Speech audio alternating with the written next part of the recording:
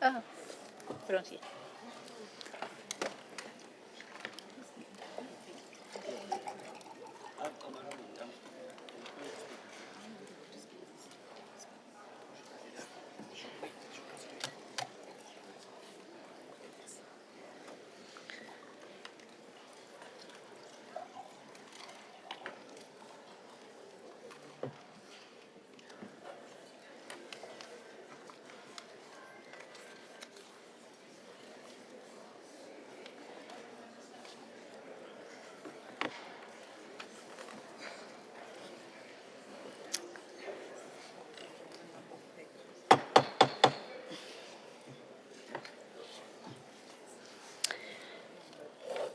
Excellences, distingués délégués, je déclare officiellement ouvert la 7e séance plénière de la 24e session de l'Assemblée des parties consacrée à la coopération sous le thème de quel soutien de cette partie la Cour a-t-elle besoin pour faire aux défis auxquels elle est confrontée. À travers cette plénière, l'Assemblée continue de souligner chaque année l'importance cruciale d'une coopération renforcée entre les États pour soutenir de manière efficace la Cour dans l'accomplissement de son mandat. Je suis honoré de participer à ce premier segment aux côtés de mes chers partenaires.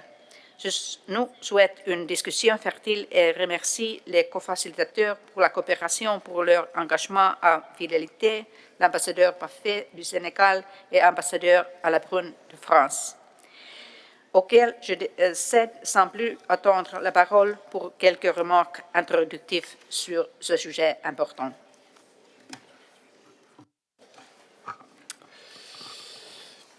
Madame la présidente de l'Assemblée des États parties, Madame la présidente de la Cour, Madame la procureure adjointe, Monsieur le greffier de la Cour, Mesdames et Messieurs les ambassadeurs, Mesdames et Messieurs, je voudrais, en mon nom et au nom de ma collègue, Son Excellence l'ambassadeur de la République du Sénégal, Ramatoulaye Bafaye, vous remercier, Madame la présidente, pour cette introduction, et vous remercier tous et toutes de votre participation à cette plénière sur la coopération de la 24e session de l'Assemblée des États parties au statut de Rome, qui clôt un processus qui s'est déroulé tout au long de l'année 2025, au cours duquel l'ambassadeur du Sénégal et moi-même, avec nos équipes, nous sommes mobilisés en qualité de co-facilitateurs pour promouvoir la coopération des États parties avec la Cour, qui est évidemment essentielle au bon fonctionnement et au succès de la mission de la Cour. Et au cours de cette année, nous avons mis l'accent sur un sujet qui est lui-même tout à fait essentiel, qui est le sujet des arrestations et du soutien à la sécurité de la Cour et de ses agents, indispensable pour qu'elle puisse remplir son mandat. Nous avons eu également l'occasion de faire un certain nombre de présentations sur des sujets tels que les forums de coopération et de complémentarité, sur les mesures de prévention des situations de non-coopération, avec d'ailleurs des interventions de points focaux sur cette thématique, des présentations sur les accords de coopération volontaire et, conjointement avec une autre facilitation, la facilitation sur l'aide judiciaire, nous avons examiné le sujet des enquêtes financières. Le rapport du bureau, qui est disponible, détaille l'ensemble de ce travail assez riche accompli au cours de cette année. Nous savons que la plénière d'aujourd'hui se tient dans un contexte marqué par les pression exercée contre des officiels de la Cour et de menaces de pression encore plus fortes sur la Cour elle-même.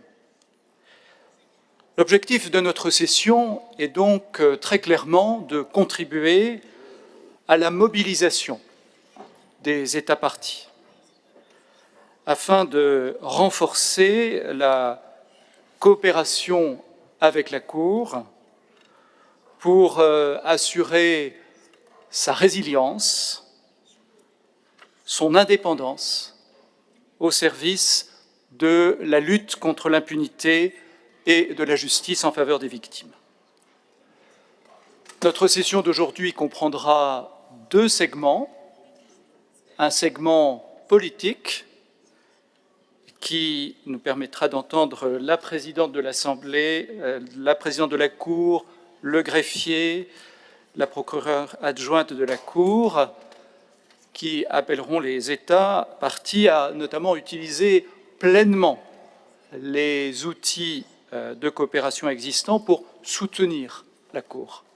Et nous permettra également d'entendre les délégations qui le souhaitent intervenir sur ce sujet. Et le second segment, technique, abordera de façon plus opérationnelle les sujets des arrestations et s'attardera aussi sur le sujet des victimes qui sont au cœur du projet de la Cour pénale internationale à travers deux sujets majeurs, les mesures d'assistance et de réparation en leur faveur, ainsi que les accords de relocalisation des victimes et des témoins. Et je suis heureux de céder à présent la parole à l'ambassadeur du Sénégal, ma chère amie Ramatoulaye, qui modérera le premier segment politique. Merci beaucoup François pour cette introduction très claire et qui fixe le cap pour ce segment politique. Madame la Présidente de l'Assemblée, Madame la Présidente de la Cour, Madame la Procureure adjointe, Monsieur le Greffier de la Cour, Mesdames et Messieurs les ambassadeurs, Mesdames et Messieurs, nous allons poursuivre sur ce segment avec les interventions des hauts représentants de la Cour, que je remercie chaleureusement de nous faire l'honneur de leur présence ici. Je suis heureuse de donner la parole à la présidente de l'Assemblée des États parties. Madame la Présidente. Je vous remercie, ambassadeur Parfait. C'est un honneur de m'adresser à vous aujourd'hui. Voilà quelques années que la coopération n'est plus seulement une question juridique, elle constituait un pilier stratégique du système du statut de Rome. Dear delegates, I would like to take a step back and remember that the Rome Statute created a double nature institution, a court and an international organization. As such, the Assembly of States Parties provides a platform for encouraging all stakeholders to engage into shaping the future of the ICC and to consider further measures to ensure full and effective cooperation with the Court. We, the Assembly of State Parties, adopt annual resolutions as legal reaffirmation of our commitment to support the Court to fulfill its mandate, holding accountable perpetrators of the most serious crimes of concern to the international community and delivering justice to victims. In this regard, our discussions today are situated within a broader context. The need for support and unity. The Court requires not only cooperation in its traditional sense, but also visible and consistent diplomatic backing. When its independence or officials are challenged, responses from states parties can contribute to safeguarding its authority and integrity. In 2025, the Court has been facing threats and coercive measures, including the use of sanctions against elected officials, but also against those cooperating with the Court, including our partners from civil society organizations. Cooperation has taken an additional and significant dimension, serving as a means for states parties to stand united in reaffirming their full support for the Court and the values it upholds. I understand that the Hague Working Group will examine next year interesting issues related to protection, becoming an integral component of the broader concept of cooperation. In that regard, I would like to highlight the growing significance of the Agreement of Privileges and Immunities of the International Criminal Court, currently ratified by 80 states. Its provisions protect the court's assets, funds, and financial independence. It serves as an important framework for the protection of the court and its elected officials, staff of the court, counsel, and persons assisting defense counsel. As we know, effective cooperation entails implementing constitutional and legislative frameworks. It is also facilitated by voluntary cooperation framework agreements. They constitute standard model agreements to support the registry in matching judicial needs. It is important to underline that those framework agreements do not add any international obligation on the state, which remain the only authority to decide upon the cooperation request case by case. Those agreements cover notably enforcement of sentences, witnesses, and victims' relocation, interim and final release, or accused or acquitted persons. Continued dialogue between capitals The Hague and New York, knowledge sharing and strengthening of cooperation frameworks will prove decisive. The Assembly, through its facilitations, has an important convening role to help states assess gaps, exchange best practices, and collectively respond to challenges. Let us continue working hand in hand, states parties, the court, civil society, and all stakeholders to ensure that cooperation remains not only a duty, but a tangible sign of fight against impunity and solidarity with victims. I thank you. Merci beaucoup, Madame la Présidente de l'Assemblée des États parties, pour cette intervention très enrichissante.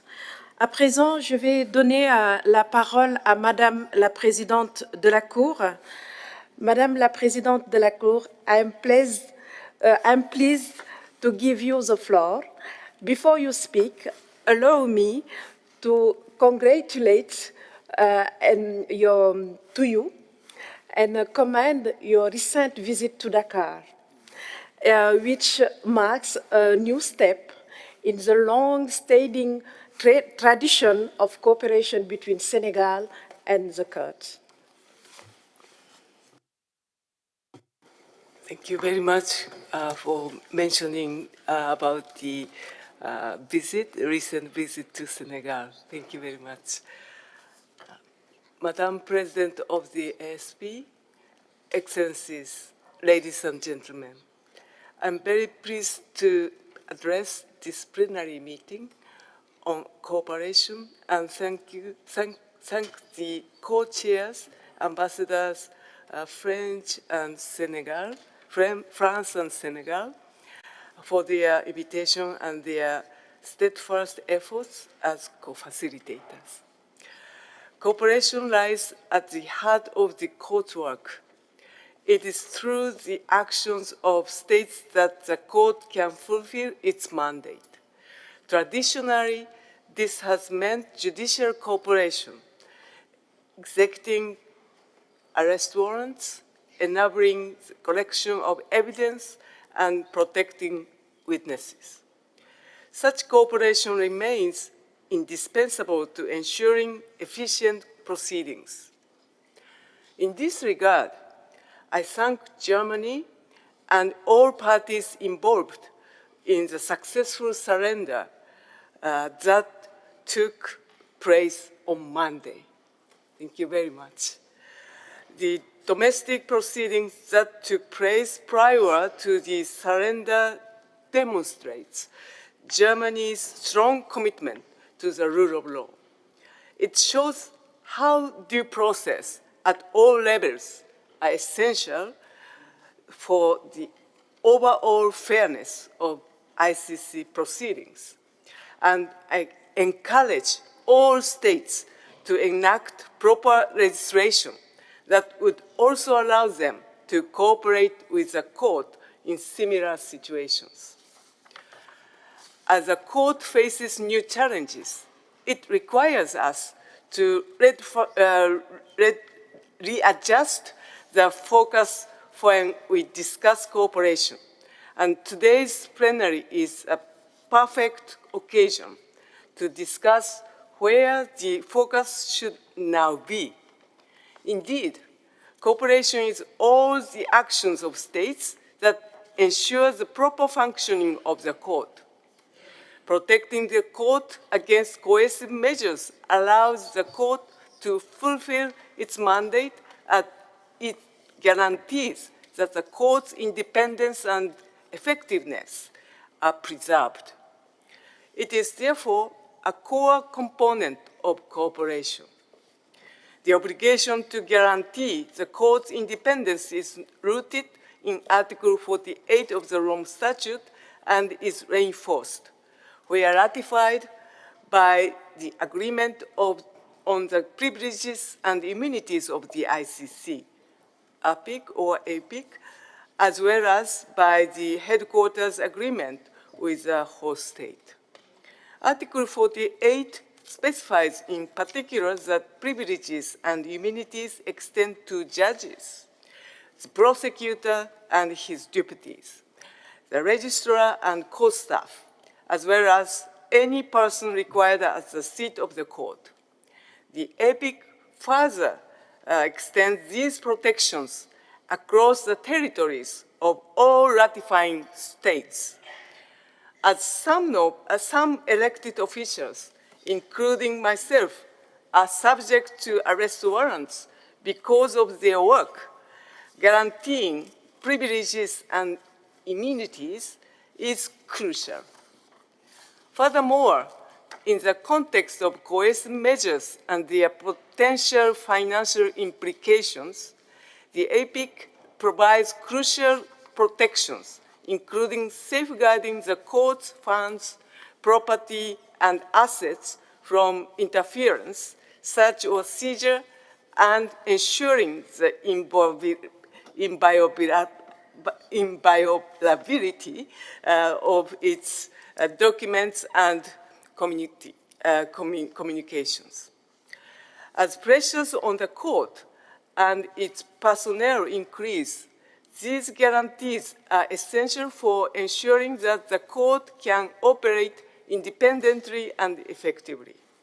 The APIC is crucial to the court's ability to deliver justice for victims of the gravest crimes.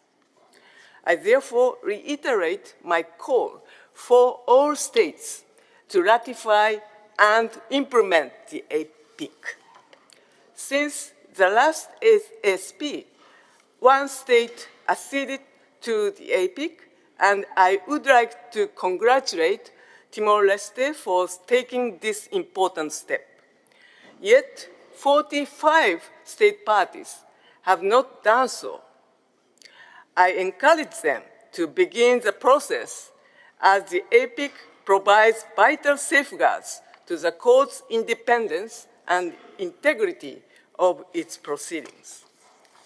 Excellencies, ladies and gentlemen, political and diplomatic support is also a way to protect the court and to guarantee that it can deliver on its mandate. When state parties are united in defense of the court through joint statements, for instance, but also behind closed doors, they also reinforce the court and their commitment to the court's mandate.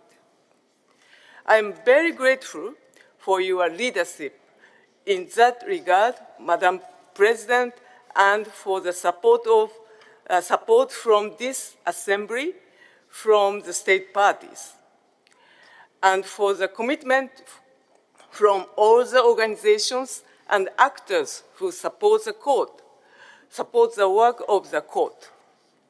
Thank you for your attention. Thank you very much. Merci beaucoup, Madame la Présidente. À sa suite, je voudrais passer la parole à Madame la procureure qui assiste. Merci beaucoup, Madame President of the Assembly, Madame President of the Court, Mr. Registrar, Their Excellencies, the Ambassadors of France and Senegal, distinguished delegates and colleagues. It's a pleasure to participate in this plenary session addressing the core area of activity on which the success of our investigations and prosecutions depend, cooperation. Allow me firstly to express my sincere thanks to France and Senegal as organizers of this session and as ASP co-facilitators on cooperation. We have sincerely appreciated your partnership in the last year across all sessions of co-facilitation. As Deputy Prosecutor Niang noted in his opening remarks to the Assembly, this has certainly been a challenging year. But it is in fact amidst those challenges, forced perhaps by the coercive environment that we are now operating in, that we have seen significant innovation and therefore progress in our cooperation activities with all stakeholders. By seeking to think differently and to introduce new mechanisms for dialogue, our office has been able to reinforce its capacities and deepen its cooperation with state parties, regional and international partners, and with civil society organizations. These innovations and the new ground we have broken in 2025 represent an implementation of the clear vision that we laid out last year in our policy on complementarity and cooperation. At a time when strong cooperation and spirit of partnership from national authorities is needed by the Office of the Prosecutor and the Court more broadly, more than ever before, it is essential that we also demonstrate an ability to reciprocate, to deliver practical, immediate dividends for cooperation partners that want to invest in our relationship. The key cooperation developments achieved this year have reflected our focus and determination in delivering this vision of mutual exchange and learning, and ultimately delivering increased collective impact. Let me turn to arrest. Innovations in our cooperation and analytical work have enabled concrete results in the field of tracking, and through excellent cooperation with our registry colleagues, the arrest and surrender of suspects to the court.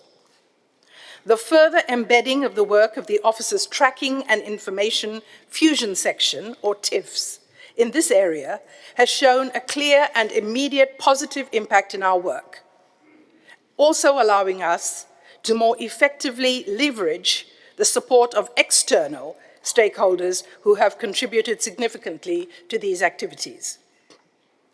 It is also important to recognize that for every arrest secured this year, we can point to the painstaking and often delicate and efficient engagement of our international cooperation advisors, who are embedded in the Office's unified teams with relevant national authorities who have both established the relationships that we need to create the conditions for arrest and who have also contributed to these concrete results. This year also, renewed efforts have been made to extend our work with states to ensure the security and the provision of proper care to witnesses who have so often already experienced deeply challenging situations. It is essential for the success of the Office's investigations and prosecutions that we collectively focus on the issue of witness security as a cooperation priority. Our Office's specialized colleagues in this area are crucial in ensuring effective collaboration with external partners on witness security-related matters. The international cooperation advisors within the teams, jointly with our Witness Security Unit and in close coordination with the Witness Security and Protection Unit of the Registry, are developing new strategies aimed at deepening partnerships in different regions of the world. One important platform in this regard is the Office's Complementarity and Cooperation Forum, which facilitates regular expert exchanges in a number of thematic areas, including witness security. Madam President, Excellencies, this area and this year was also key in revitalizing efforts on financial investigations through the establishment of a dedicated financial investigations unit. Financial investigations have always been an important element of our work, but the establishment of a dedicated unit to consolidate expertise, enables the consistent provision of critical insights to strengthen the Office's investigative capacity, and helps financial inquiries complement core investigative strategies. With this new architecture in place, the Office is now looking to identify how this can be leveraged to expand our networks and experience in this area. In this effort too, we need your help. We were delighted that in October this year, within the framework of the Complementarity and Cooperation Forum, the Office was able to welcome over 60 national partners to engage in a discussion on how we can enhance collaboration in this field of financial investigations. We hope that this is just the start. In the coming months, we would like to work with states, civil society, and international and regional partners to implement a modern, dynamic cooperation strategy in this field. And we look forward to continuing this dialogue after this ASP. The engagement and support of our international and regional partners have also been crucial in this period, and the Office has been heavily involved in numerous initiatives to further strengthen this cooperation. We have seen real steps forward in this work, and examples include the hosting of the first Europol Day at the Office to consolidate cooperation and identify further avenues for collaboration, our continued engagement with Eurojust, including in the context of the Joint Investigation Team in Ukraine, our enhanced work with Interpol, as reflected in our participation in a dedicated seminar in Lyon to identify new opportunities for collaboration, and our extensive collaboration with UN investigative entities across these situations. This area of cooperation will remain a key area of focus in 2026, together with an emphasis on reinvigorating our collaboration with other regional networks in the African, Asian, Middle East, and North African, as well as Latin American regions. Madam President, Excellencies, from this brief review of our landscape of cooperation, we can see that there is a real sense of dynamism in our engagement with all partners. We truly appreciate that our sense of urgency, particularly in this moment, has been met in kind by your provision of rapid and meaningful support. Thank you for the opportunity to speak with you and to address both what we have achieved together in the last year and what we must prioritize again together in the coming year. The Office stands ready to work with you and to find new innovative ways so as to ensure that we can collectively deliver on the mandate set for us by you, the states parties of the Rome Statute. Thank you. I look forward to the rest of this discussion today. Merci beaucoup, Madame la procureure adjointe. Nous allons écouter Monsieur le greffier en chef. Cher Osvaldo, vous avez la parole. Merci. Madame la Présidente de l'Assemblée des États partis, Son Excellence Madame Buffet, ambassadrice du Sénégal, Son Excellence Monsieur Labrune, ambassadeur de la France, Madame la Présidente de la CPI, Madame la Procureure adjointe de la CPI, Excellences, Mesdames et Messieurs, c'est un honneur pour moi de m'adresser à vous aujourd'hui lorsque de cette session plénière sur la coopération. Je voudrais exprimer ma profonde gratitude à la présidence de l'Assemblée ainsi qu'aux co-facilitateurs sur la coopération pour avoir créé cet espace de réflexion collective. Le thème que nous rassemble aujourd'hui, comme renforcer le soutien à la Cour, ne pourrait être plus crucial. Les menaces, les mesures coercitives et les sanctions visant la Cour son personnel et ses partenaires, y compris de la société civile, ne constituent plus de défis théoriques. Ils sont devenus une réalité opérationnelle quotidienne. Comme l'a indiqué la présidente de la Cour, nous nous réunissons à un moment où la compréhension traditionnelle de la coopération n'est plus suffisante. Dans le climat actuel, l'environnement opérationnel de la CPI doit être adéquatement protégé par une coopération renforcée et diversifiée afin de garantir que la Cour puisse remplir son mandat de manière significative et efficace. C'est pourquoi nous avons avancé le concept de protection en tant que coopération. Soyons clairs, la protection en tant que coopération n'est pas une obligation supplémentaire pour les États, mais un complément stratégique aux obligations de coopération des États parties qui ont toujours soutenu les statuts de Rome. Les menaces et mesures coercitives visent les lignes vitales opérationnelles de la Cour. Lorsque des banques ferment des comptes, lorsque des assureurs hésitent, lorsque des partenaires technologiques craignent des sanctions, l'indépendance de la Cour est menacée. Non par un argument juridique, mais par une strangulation opérationnelle. Il en va de même pour des autres acteurs touchés par ces mesures, y compris actuellement nos partenaires de la société civile. La protection en tant que coopération pose donc une question simple.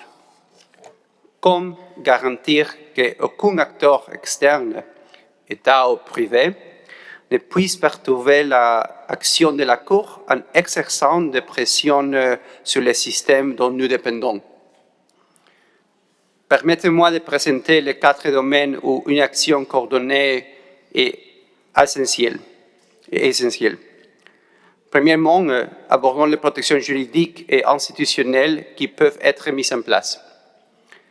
Les États peuvent offrir une résilience en domestiquant pleinement l'accord sur privilégié immunité, l'APIC, adoptant des garanties nationales et régionales pour bloquer l'application des mesures coercitives externes, et en émettant des assurances formelles que des sanctions unilatérales ne peuvent prévaloir sur les obligations conventionnelles.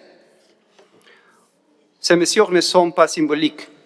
Elles créent les boucliers juridiques qui permettent à la Cour de poursuivre ses opérations quotidiennes sans intimidation. Deuxièmement, comment assurer ensemble la continuité financière de la Cour? La capacité de la Cour à fonctionner dépend d'un accès sécurisé au système bancaire et de paiement. Ici, les États peuvent jouer un rôle décisif en offrant un paiement anticipé de contributions, en veillant à ce que les banques nationales maintiennent leurs services à la Cour et en soutenant des méthodes de paiement hors de portée de pression coercitive. Troisièmement, un domaine où nous avons déjà progressé vers l'autonomie, la résilience opérationnelle et technologique de la Cour. Pour garantir l'autonomie informatique de la Cour, les États et organisations régionales peuvent intégrer la Cour dans le soutien national à la cyberdéfense, faciliter les hébergements souverains ou des solutions cloud régionales, et intervenir auprès des compagnies aériennes, assureurs ou fournisseurs de télécommunications en donnant de ces orientations politiques pour maintenir les relations commerciales avec la Cour. Enfin, la protection politique et diplomatique. Ici, une voix unie des États parties, publiquement et en privé, crée la dissuasion stratégique nécessaire pour protéger l'indépendance judiciaire. Ces efforts en faveur de la protection et de la résilience de la Cour sont d'une valeur capitale et conjuguer l'engagement politique et diplomatique constitue une réponse robuste de nos États parties. Excellences, chers collègues, l'essence de la protection en tant que coopération est simple. La Cour remplira son mandat judiciaire plus efficacement et durablement si les fondations institutionnelles, financières et opérationnelles qui la soutiennent sont défendues et rendues durables. Cela exige une coordination entre la Cour, les États parties, les organisations régionales et les institutions internationales partenaires. Avant de conclure, et comme la Présidente a déjà noté, Permettez-moi aussi de partager quelques développements positifs dans des autres domaines aussi importants de coopération entre la Cour et ses États parties. Le 1er décembre 2025, M. Khaled Mohamed Ali El-Khishri a été remis à la garde de la Cour pénale internationale après avoir été arrêté par les autorités de la République fédérale allemande. Le 16 juillet 2025, conformément à un mandat d'arrêt de la CPI. Et merci pour la coopération. Ce succès s'inscrit dans ces efforts plus larges de la Cour pour garantir l'arrestation et la remise des suspects. La mise en œuvre de recommandations pour un engagement accru avec les États parties sur l'exécution des mandats d'arrêt en suspens de la CPI, adoptés par la Cour en septembre 2025, qui ont été présentés par les co-facilitateurs sur la coopération, la France et le Sénégal, à l'Assemblée des États parties est bien avancé. Le greffe, en coordination avec le bureau du procureur, continuera de s'appuyer sur ces efforts et se réjouit de renforcer ces échanges avec les États parties sur ces recommandations. Je vous remercie. Merci beaucoup, cher Osvaldo. À ce stade de nos travaux, je voudrais maintenant donner la possibilité aux délégations et autres intervenants qui souhaitent s'exprimer ou voire partager leur expérience ou leurs attentes en matière de soutien à la Cour. Donc, sans plus tarder, je pense que... Effectivement, ça c'est très important de le rappeler.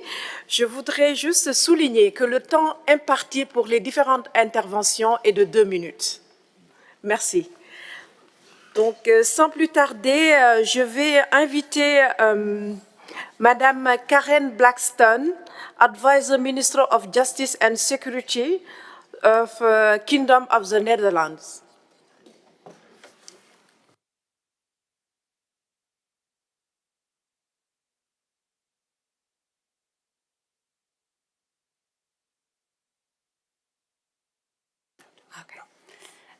Thank you very much for giving me the floor. Dear Excellencies, dear colleagues, we have come together at this ASP while the court is facing serious challenges and interference. It is our joint responsibility to ensure that the court remains resilient and can continue its day-to-day operations unhindered in the face of these challenges. It is at times like these that cooperation in all its forms is essential to keep the ICC not only functioning, but enabling it to fully and effectively deliver on its mandate. After all, Chapter 9 is the cornerstone of supporting the investigations and trials of the court. We continue to urge all states parties to strengthen their commitment in relation to voluntary cooperation agreements, be that for the protection of witnesses, interim release, or the enforcement of sentences. The court requires support from all of us, especially with the upcoming conclusion in several trials. We therefore welcome the voluntary cooperation agreement signed by Latvia and Lithuania this year. We also encourage states parties that already provide voluntary cooperation to share their implementation legislation and best practices with other interested states parties. As host state, we continue to play our part in supporting the court's work by facilitating detention, transfer of detainees, the entry of witnesses, and supporting the security of the court's premises. From the perspective of complementarity, it is of key importance to continue to improve cooperation between states. Conventions such as the Ljubljana-The Hague Convention on International Cooperation are a vital tool to combat impunity for the core international crimes, in support of victims across borders, and to ease the burden on the court. In this regard, we welcome the first ratification of the convention by Latvia. We urge other states parties to consider ratifying the convention as well and stand ready to offer our assistance where needed. I thank you. Thank you for your contribution. À présent, je vais donner la parole au délégué du Mexique.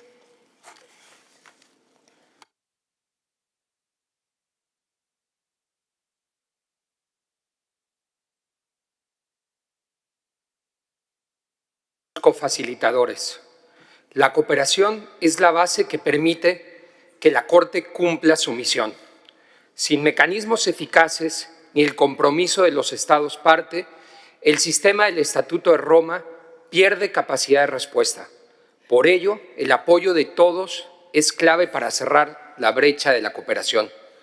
Exhortamos a todos los países a cumplir de buena fe con sus obligaciones de cooperación, incluida la ejecución de las 33 órdenes de detención públicas y entrega de personas emitidas por la Corte, lo que fortalecerá su credibilidad, eficacia, sobre todo la justicia para las víctimas.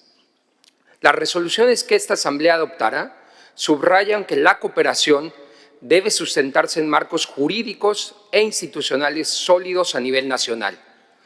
No basta con adherirse al Estatuto, se requieren procedimientos eficaces y un compromiso real de los Estados para atender con prontitud las solicitudes de cooperación de la Corte. La cooperación también implica apoyar los aspectos operativos para ejecutar decisiones judiciales y garantizar la seguridad de víctimas y testigos a través de acuerdos voluntarios, el intercambio técnico y la coordinación entre la Fiscalía, la Secretaría y las autoridades nacionales. Asimismo, y en el contexto actual, cabe destacar que las resoluciones incorporan a la protección como forma de cooperación, al reconocer que protegiendo a la Corte, su personal y quienes colaboran con ella frente a amenazas, presiones o interferencias es en sí mismo un acto de cooperación. En ese marco, invitamos a ratificar e implementar plenamente el Acuerdo sobre Privilegios e Inmunidades de la Corte Penal Internacional y hacer efectivas sus salvaguardas para que las personas juzgadoras y funcionarios puedan desempeñar su labor sin intimidación. La cooperación internacional tiene una dimensión más amplia que involucra a organismos multilaterales. La experiencia reciente en la situación de Darfur, Sudán, con la primera condena derivada de un caso remitido por el Consejo de Seguridad, demuestra cómo la articulación con las Naciones Unidas puede generar resultados concretos.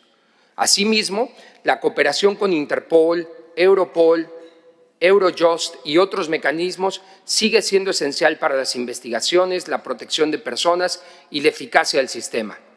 Excelencias, estimados colegas, la cooperación es una responsabilidad colectiva de la cual depende hacer efectiva la verdad, la justicia y la reparación para las víctimas de los crímenes más graves. Su eficacia exige sumar esfuerzos para mantener compromisos con el Estatuto. En este acto, México reafirma su disposición de seguir colaborando con la Corte y de contribuir al funcionamiento eficaz del sistema del Estatuto de Roma con el fin de traducir las promesas en resultados concretos. Muchas gracias. Merci beaucoup. À présent, je vais donner la parole aux représentants de la Grande-Bretagne et de l'Irlande du Nord. Thank you, Ambassador, for giving me the floor. And good morning, distinguished delegates, colleagues and friends. On behalf of the Government of the United Kingdom, I would firstly like to thank the co-facilitators for cooperation, Ambassador Francois Alabrun and Ambassador Ramatoulaye Buffet, for their dedication to this important topic this year. The United Kingdom is committed to upholding international law and holding those who commit the most serious crimes accountable for their actions. We recognise that state-party cooperation forms the backbone of the Rome Statute system. The ICC could not function to its fullest extent without it. At a time where the Court faces unprecedented challenges, never has cooperation been more important.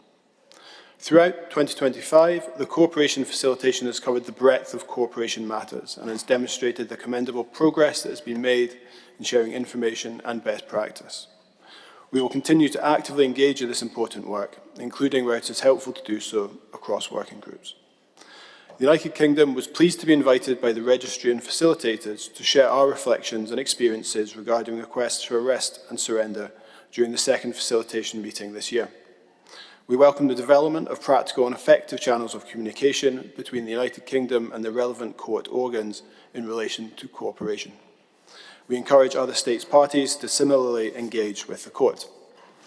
However, amidst the positive work on fostering cooperation, the United Kingdom notes the concerning rise in non-cooperation proceedings and encourages state parties to consult early and in good faith with the court where they identify obstacles to execution of a request from the court.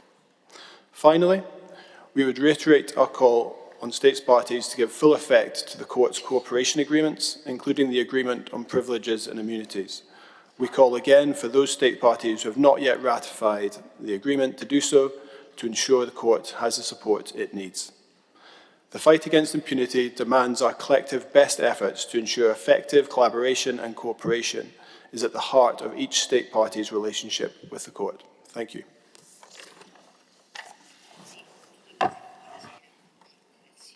Merci beaucoup. À présent, je vais donner la parole à l'ambassadeur Arnoldo Brenes Castro, ambassadeur de Costa Rica.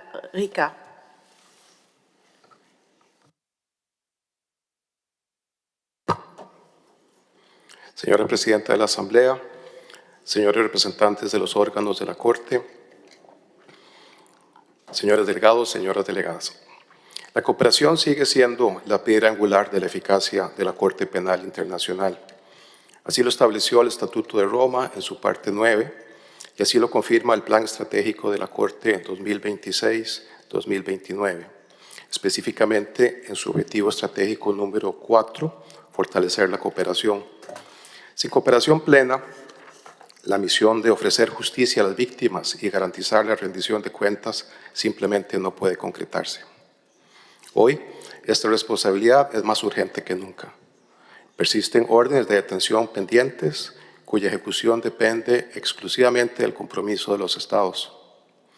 La lucha contra la impunidad y la protección de los derechos humanos no constituyen aspiraciones abstractas. Requieren acciones concretas, especialmente la ejecución de estas órdenes, el acceso a pruebas, la cooperación financiera, el congelamiento y confiscación de bienes y el apoyo a todos los órganos de la Corte. La cooperación también adopta formas que van más allá de las obligaciones estrictamente legales. Hablamos de cooperación voluntaria, la aceptación de testigos para fines de protección, el recibo de personas en libertad provisional o el apoyo operativo. Son estas expresiones de solidaridad jurídica las que dan vida al sistema que creamos hace ya más de un cuarto de siglo. Frente a amenazas crecientes y medidas coercitivas contra funcionarios de la Corte, es indispensable que los Estados parte defendamos su independencia, seguridad, privilegios e inmunidades. Atacar a quienes construyen día a día la justicia internacional es erosionar los cimientos de un sistema indispensable para la humanidad. Es esencial, entonces, que todos los Estados parte adopten el acuerdo sobre los privilegios e inmunidades y tomen medidas para proteger a los oficiales electos. Señora Presidenta, la rendición de cuentas por los crímenes más graves debe trascender ideologías, identidades y alianzas. El dolor de las víctimas de cualquier rincón del mundo es universal y exige una respuesta igualmente universal. Los principios que heredamos de Nuremberg siguen recordándonos que ninguna persona, sin importar su cargo o nacionalidad, está por encima de la ley. Costa Rica reafirma hoy su compromiso inquebrantable con la Corte. Llamamos a los Estados parte a cooperar de manera coherente en todas las situaciones y bajo su competencia, sin dobles estándares. Si actuamos de forma concertada, enviaremos a los perpetradores el mensaje inequívoco de que la justicia prevalece y ofreceremos a las víctimas la certeza de que sus voces guían nuestras decisiones. Muchas gracias. Merci beaucoup, Monsieur l'ambassadeur. Je voudrais juste rappeler aux différents intervenants que le temps qui nous est imparti est de 2 minutes par intervention. Merci beaucoup. À présent, je vais donner la parole à Monsieur Claudio Troncoso Repeto, Legal Director of the Ministry of Foreign Affairs of Chile.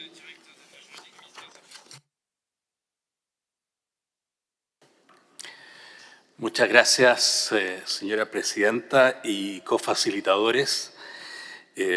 Chile reafirma su apoyo a la Corte Penal Internacional y al Estatuto de Roma, pilares fundamentales en la lucha contra la impunidad.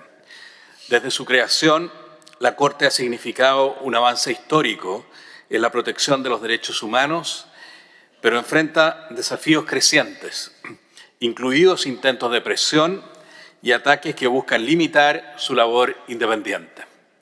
Estas acciones no solo afectan a la institución, sino especialmente a las víctimas que aguardan justicia. La cooperación de los Estados es esencial para que la Corte cumpla con su mandato. Sin una colaboración plena, la Corte no puede investigar adecuadamente, proteger testigos ni ejecutar órdenes de detención, muchas de las cuales aún permanecen pendientes. En este contexto, celebramos la reciente entrega de un sospechoso por parte de Alemania en la investigación sobre Libia. Chile reafirma su compromiso con sus obligaciones internacionales y con el fortalecimiento de los mecanismos nacionales de cooperación. Hemos incorporado en nuestra legislación los crímenes más graves del derecho internacional y actualmente se encuentra sometido a aprobación parlamentaria un proyecto de ley que reforzará la cooperación con la Corte, permitiendo responder con mayor eficacia y celeridad a sus solicitudes. Asimismo, consideramos indispensable proteger la independencia y seguridad del personal de la Corte. Condenamos firmemente cualquier forma de intimidación, sanciones unilaterales o medidas coercitivas contrarias al espíritu del Estatuto de Roma.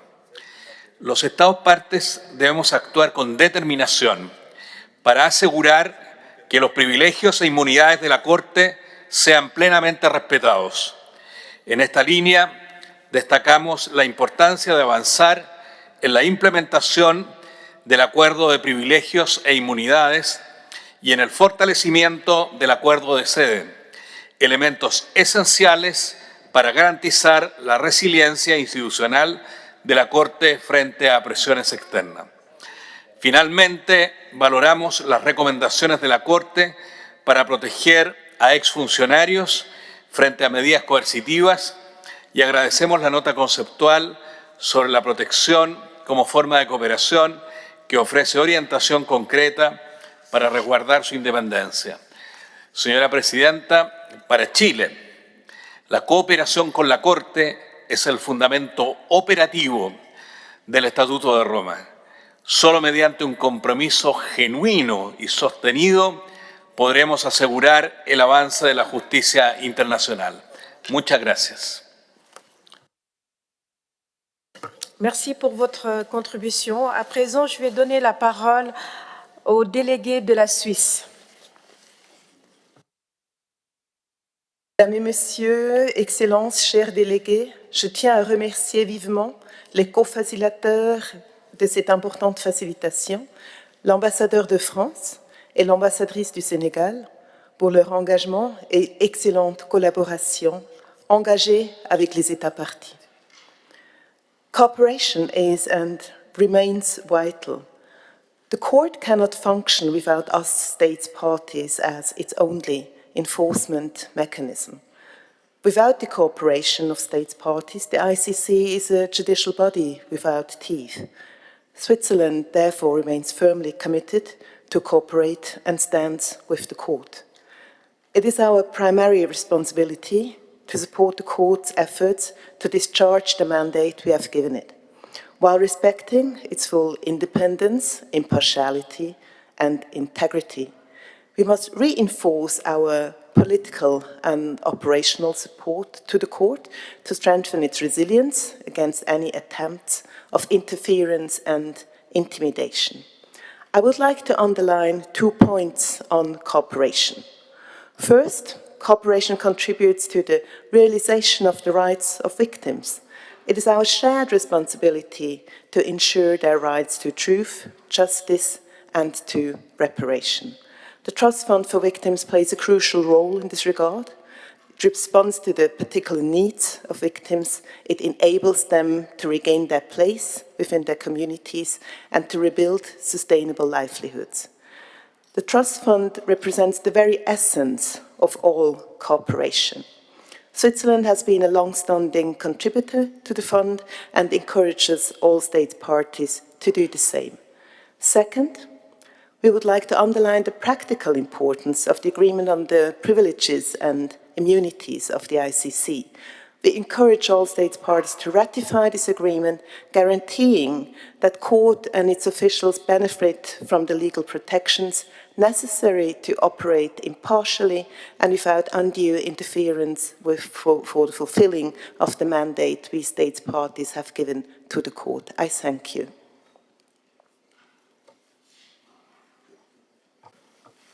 Merci beaucoup. Et à présent, je passe la parole à l'ambassadeur Olivier Bell, représentant de la Belgique ici aux Pays-Bas. Ça fonctionne? Oui. Merci Madame la Présidente. Rappelons-nous que la Cour pénale internationale, institution judiciaire indépendante et impartiale, ne peut agir sans le bras armé que constitue la coopération des États. La Cour fait face aujourd'hui à une multitude d'obstacles levés sur la route du renforcement de la justice internationale. Ces obstacles sont parfois le fait d'États non partis au statut de Rome, particulièrement ces derniers temps, où le rapport de force a tendance à prévaloir sur l'application du droit dans les relations internationales. En ces temps difficiles, tous les États partis au statut de Rome doivent faire front en soutien à la Cour, car il n'est pas de paix sans justice et pas de justice sans véritable réparation judiciaire. De la parole, passons aux actes. Il est plus que temps que chacun d'entre nous possède une loi de coopération efficace et complète et des outils de coopération comme par exemple une autorité centrale de coopération ou des points de contact ou encore des accords de coopération renforcés. Outils qui doivent être combinés à un soutien politique et diplomatique indéfectible en faveur de la Cour. La Belgique a mis en place de nombreux outils pour assurer une bonne coopération avec la Cour. Nous sommes prêts à faire davantage si la Cour le juge utile et nous sommes toujours enclins à nous mettre à la disposition des autres États partis pour échanger au sujet de nos bonnes pratiques et les améliorer par le partage d'expériences. En conclusion, permettez-moi de le répéter, au-delà des bonnes intentions, c'est sur l'action que nous devons nous concentrer aujourd'hui. Je vous remercie. Merci beaucoup, Monsieur l'ambassadeur. Et à présent, je passe la parole au représentant de la Colombie. Señora Presidenta, distinguidos delegados. Colombia acude a esta Asamblea de los Estados parte con la convicción de que la Corte Penal Internacional sigue siendo un pilar indispensable del orden multilateral y de la defensa colectiva de la dignidad humana. En nombre del Gobierno de Colombia, deseo reafirmar nuestro apoyo pleno y decidido a la Corte, así como nuestro compromiso sostenido con el Estatuto de Roma y con la cooperación que ésta exige. Como Estado parte, entendemos que la cooperación no es un acto puntual, sino un proceso gradual que requiere voluntad política, continuidad institucional y esfuerzos técnicamente permanentes. En los últimos años, Colombia ha fortalecido de manera significativa sus capacidades nacionales de investigación y judicialización, en coherencia con el principio de complementariedad. Esos avances reflejan no solo el compromiso del Gobierno, sino también la madurez de nuestras instituciones y de nuestra política criminal frente a los crímenes más graves que preocupan a la comunidad internacional. Somos conscientes, sin embargo, de que persisten desafíos que debemos enfrentar con transparencia y responsabilidad. Entre ellos, destacan las dificultades operativas relacionadas con la ejecución de solicitudes de detención, así como la ausencia de acuerdos formales para la reubicación de testigos y víctimas. Colombia está llevando a cabo evaluaciones internas para identificar, dentro de nuestro marco jurídico, capacidades reales y rutas que permitan mejorar progresivamente la respuesta estatal en áreas críticas. En relación con la reubicación de testigos y víctimas, Colombia reconoce plenamente su importancia para garantizar la eficacia del sistema de justicia penal internacional y la seguridad de quienes colaboran con la Corte y claramente aún de la misma Corte. Aunque no contamos con un acuerdo específico con la CPI, estamos analizando las modalidades más adecuadas para avanzar de manera gradual y técnicamente sólida, teniendo en cuenta nuestras condiciones de seguridad interna, los estándares nacionales de protección y los requisitos operativos de ese tipo que mecanismos demandan. Deseo destacar también que para Colombia las víctimas no son un componente accesorio del sistema, sino son su centro moral y su centro ético. Nuestra amplia experiencia en justicia transicional nos ha mostrado que la reparación integral y restaurativa requiere coordinación. Je vous invite à conclure. Okay. Señora Presidencia, distinguidos delegados, Colombia seguirá avanzando con rigor técnico, voluntad política y espíritu de cooperación. Nuestro compromiso con la Corte Penal Internacional, con la lucha contra la impunidad y con la protección de las víctimas es firme y continuará guiando nuestra participación activa en ese sistema que hemos construido colectivamente. Muchas gracias.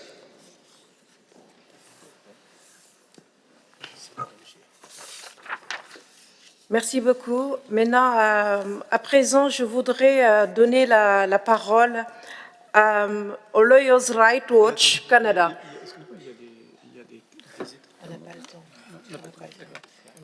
Madam Vice President, Excellencies, distinguished delegates, it is my honor to address you on behalf of Lawyers' Rights Watch Canada.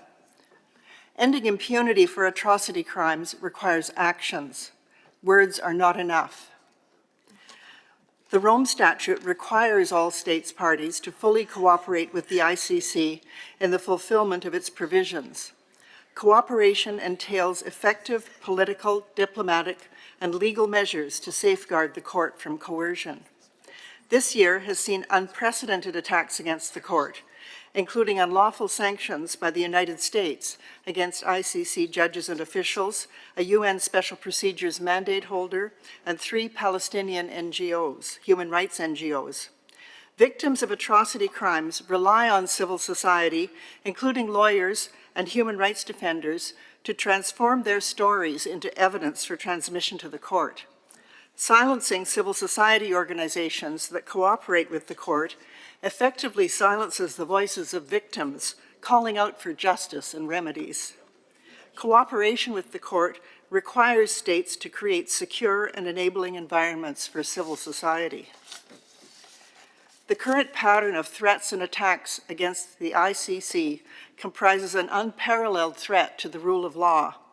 To end impunity for the atrocity crimes set out in the Rome Statute, states parties must go beyond supportive words and take firm action. We call on all states parties to cooperate collectively to denounce and urge rescission of the U.S. unlawful sanctions and any other threats or attacks against the ICC, its personnel, or those cooperating with the court. To adopt laws to block the effects of unlawful sanctions, to ratify the agreement on privileges and immunities of the ICC, and to adopt laws to protect human rights defenders. Thank you, Madam Vice President. Merci beaucoup. Je voudrais juste souligner à l'attention des délégations qui viennent de s'inscrire pour intervenir au cours de ce premier segment que nous sommes malheureusement pris par le temps, mais toutefois, nous prévoyons de leur donner la parole lors du second segment. Sans plus tarder, je vais procéder à la conclusion de ce premier segment. Chers collègues, je voudrais adresser mes remerciements aux chefs des organes de la CPI pour leur participation à ce segment et pour la qualité de leurs analyses sur le premier point de notre programme intitulé « La coopération est vitale pour la Cour ». Je remercie également les représentants des États parties et les acteurs de la société civile dont l'engagement constant pour les questions relatives à la coopération et l'identification de pistes reste essentiel. Vos interventions ont rappelé avec justesse que la coopération est l'un des piliers du statut de Rome, particulièrement dans ce contexte où la Cour fait face à des mesures coercitives visant certains de ses élus. L'efficacité de cette institution que nous avons bâtie ensemble dépend largement du soutien qu'elle reçoit, non seulement des États parties, mais aussi des États non membres et des organisations internationales, universelles, régionales ou sous-régionales. C'est ainsi que ces observations concluent le premier segment de notre plénière. Vous nous accorderez juste un bref moment pour nous permettre de remercier nos différents panélistes ici présents et faire la place aux autres intervenants. Et à la suite de cela, j'aurai plaisir à redonner la parole à mon cher collègue co-facilitateur François. Je vous remercie.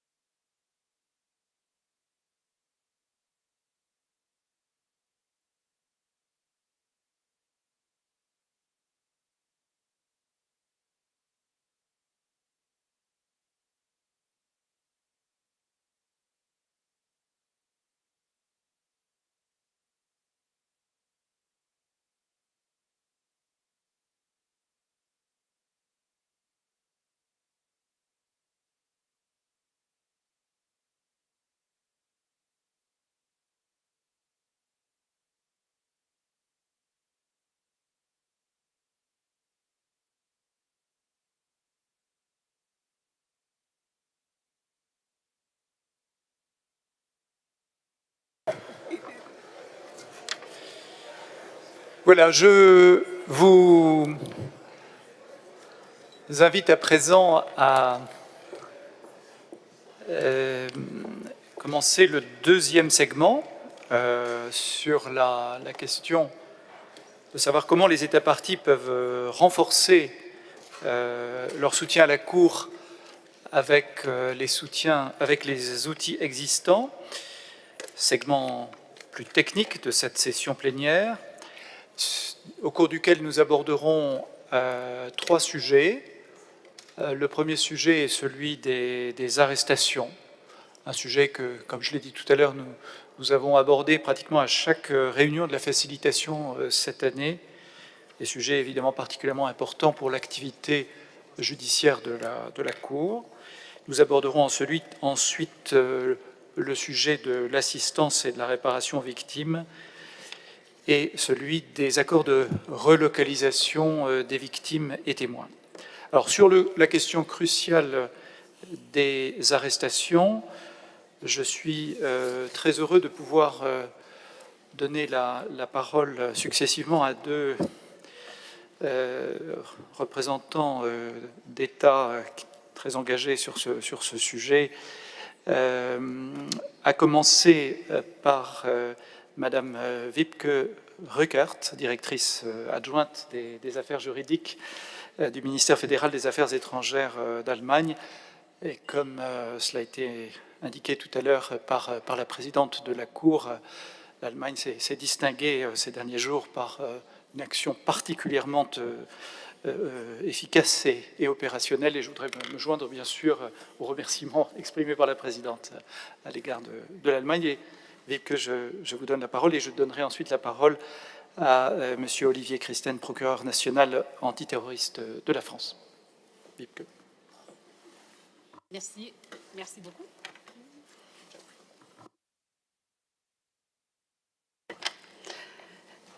Merci beaucoup. Thank you, Mr. Chair. Excellencies, dear colleagues, I would first like to thank the co-facilitators for cooperation, for their dedication to this topic, and for setting up this very important plenary debate today that we have on all aspects of cooperation in which we as states parties can support the court. I would like to take this opportunity to share our very recent experience in handling a concrete request for arrest and surrender under Article 91 of the statute. And as ICC President Akane kindly mentioned in her intervention at the beginning of the session, and as ICC Registrar mentioned, other colleagues have also referred to it, and you just have, so thank you for that. On Monday, Germany surrendered the Libyan national Mr. El-Hishri to the court. Mr. El-Hishri was arrested on 16 July 2025 in Germany by our national authorities pursuant to a request for provisional arrest issued by the court. It was the first time that our national authorities executed an arrest on the basis of our federal legislative framework for cooperation with the ICC. It was the first time that the provisions on arrest and surrender in our national code or act on international cooperation with the International Criminal Court of 2002 were applied in a concrete case. Procedurally, our legal framework stipulates the following steps. First, after the arrest on the basis of the request of the ICC, the individual must be brought before a judge at the nearest local court without delay. This procedure was followed. Second, upon receipt of a full request for arrest and surrender, the competent higher regional court is called to decide on the permissibility of the surrender. The higher regional court of Brandenburg took this permissibility decision in August. In the present case, Mr. El-Hishri then twice attempted to appeal the decisions relating to his arrest and impending surrender. These appeals were both subsequently declared to be inadmissible by the competent higher regional court of the state of Brandenburg. Both decisions were then tried to appeal to the Federal Court of Justice, and the Federal Court of Justice later confirmed both these decisions as well. In each instance, the national courts confirmed the limited scope of review that German courts are entitled to apply with regard to the arrest according to Article 59 and Part 9 of the Rome Statute, as well as according to our corresponding implementing domestic legislation. By finding the suspect's appeals to be inadmissible, the courts thus confirmed the general principle that the review of ICC arrest warrants falls substantially within the purview of the ICC and not of the courts of the custodial state. Following the dismissal of these appeals, Germany then authorized the surrender of Mr. El-Hishri to the ICC. The successful transfer of Mr. El-Hishri to the custody of the ICC is closely tied to and dependent upon effective and trusting cooperation of the ICC with several German authorities, both on the federal and on the state level. The Federal Office of Justice, the Federal Ministry of Justice and Consumer Protection, the Federal Ministry of the Interior, the Federal Foreign Office, and our embassy here in The Hague, as well as the competent judicial and police authorities, both at the federal level and of the regional states, were involved. I wish to extend our special appreciation to the Registrar of the ICC and to the Registry's Judicial Cooperation and Support Section for their excellent preparatory and supporting work throughout the entire process. As many of you may be aware, Mr. El-Hishri had his initial appearance before the pre-trial chamber yesterday. Some of us here attended it. We are proud that we could contribute to this case moving forward in the court, and we will continue to follow it closely. We remain committed to ensuring accountability and strengthening the system of the Rome Statute. For that, it is crucial that states parties actively support and cooperate with the court, and this debate today, I hope, will contribute to that. Thank you.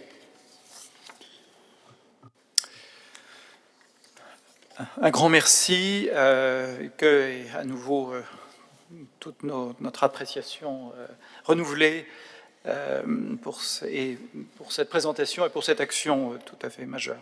Je vais donner maintenant la parole à Olivier Christen, procureur national antiterroriste de la France. Madame l'ambassadrice, Monsieur l'ambassadeur, Mesdames et Messieurs les ambassadeurs, Mesdames, Messieurs, c'est un honneur pour moi d'intervenir aujourd'hui lors de cette séance plénière sur la coopération. La France s'est toujours engagée aux côtés de la Cour pénale internationale dans la répression des crimes internationaux. Cette complémentarité dans nos actions a toujours été au cœur de la politique pénale que nous menons. En ma qualité de procureur national antiterroriste, je mesure l'intense coopération réciproque mise en œuvre depuis plus de 20 années entre la Cour et la France. Cette coopération fructueuse doit pouvoir se poursuivre afin que la Cour pénale internationale puisse légitimement et en toute indépendance continuer à juger les crimes les plus graves, ceux qui touchent à l'humanité tout entière. Conscient des critiques, des attaques et des mesures coercitives qui pèsent actuellement sur la Cour et ses représentants, je voudrais ici rappeler tout notre soutien aux magistrats de la Cour et à notre collègue Nicolas Guilloux, juge français détaché auprès de la Cour pénale internationale, qui font actuellement l'objet de lourdes sanctions, certaines étant consécutives à l'émission de mandats d'arrêt contre les dirigeants d'Israël et du Hamas, d'autres à l'examen de la situation en Afghanistan. La levée de ces entraves à l'action de la Cour est en effet un impératif absolu. La justice pénale internationale à laquelle nous sommes tous ici particulièrement attachés est une exigence, un devoir qui engage la communauté internationale. En tant qu'autorité nationale de poursuite, notre soutien à l'institution de la Cour pénale internationale continuera de s'exercer par le biais d'une coopération renforcée et d'une complémentarité effective. Dans cet exercice, la question du soutien apporté à l'exécution des demandes d'arrestation et de remise des fugitifs est naturellement au cœur de notre action, afin de permettre à la Cour d'engager de manière effective des poursuites contre les individus visés par des mandats d'arrêt. Y renoncer reviendrait à assurer l'impunité des auteurs. Les autorités françaises en charge de l'exécution des mandats restent donc mobilisées pour faciliter la localisation des suspects sur notre territoire et apporter tout le soutien opérationnel nécessaire à ces opérations. Ces opérations reposent naturellement sur une importante coopération entre la Cour pénale internationale et l'ensemble des États parties. La France a ainsi notamment contribué en 2018 à la localisation, à l'arrestation en France et à la remise de Patrice-Édouard N'Gamawissa, suspect recherché par la CPI dans le cadre de l'enquête portant sur des crimes contre l'humanité et des crimes de guerre commis en République centrafricaine, une zone d'investigation pour laquelle la réciprocité de la coopération qui existe entre notre parquet et la Cour pénale internationale s'est illustrée à de nombreuses reprises, permettant des avancées significatives dans la conduite de nos investigations respectives. Ces éléments nous rappellent la nécessité d'une coopération toujours plus efficace dans la recherche des suspects en fuite, afin de faciliter leurs arrestations et ainsi permettre la tenue de procès pour que justice soit rendue aux victimes. Les défis auxquels sont aujourd'hui confrontés les acteurs de la justice pénale internationale sont immenses et les juridictions nationales ou internationales qui peuvent être appelées à intervenir doivent le faire dans une nécessaire complémentarité. Cette coopération renforcée a ainsi permis l'arrestation conjointe en France et en Allemagne, en février 2019, de 3 anciens membres des services de sécurité syriens soupçonnés de torture et crimes contre l'humanité à la suite de la mise en place d'une équipe commune d'enquête entre nos deux pays.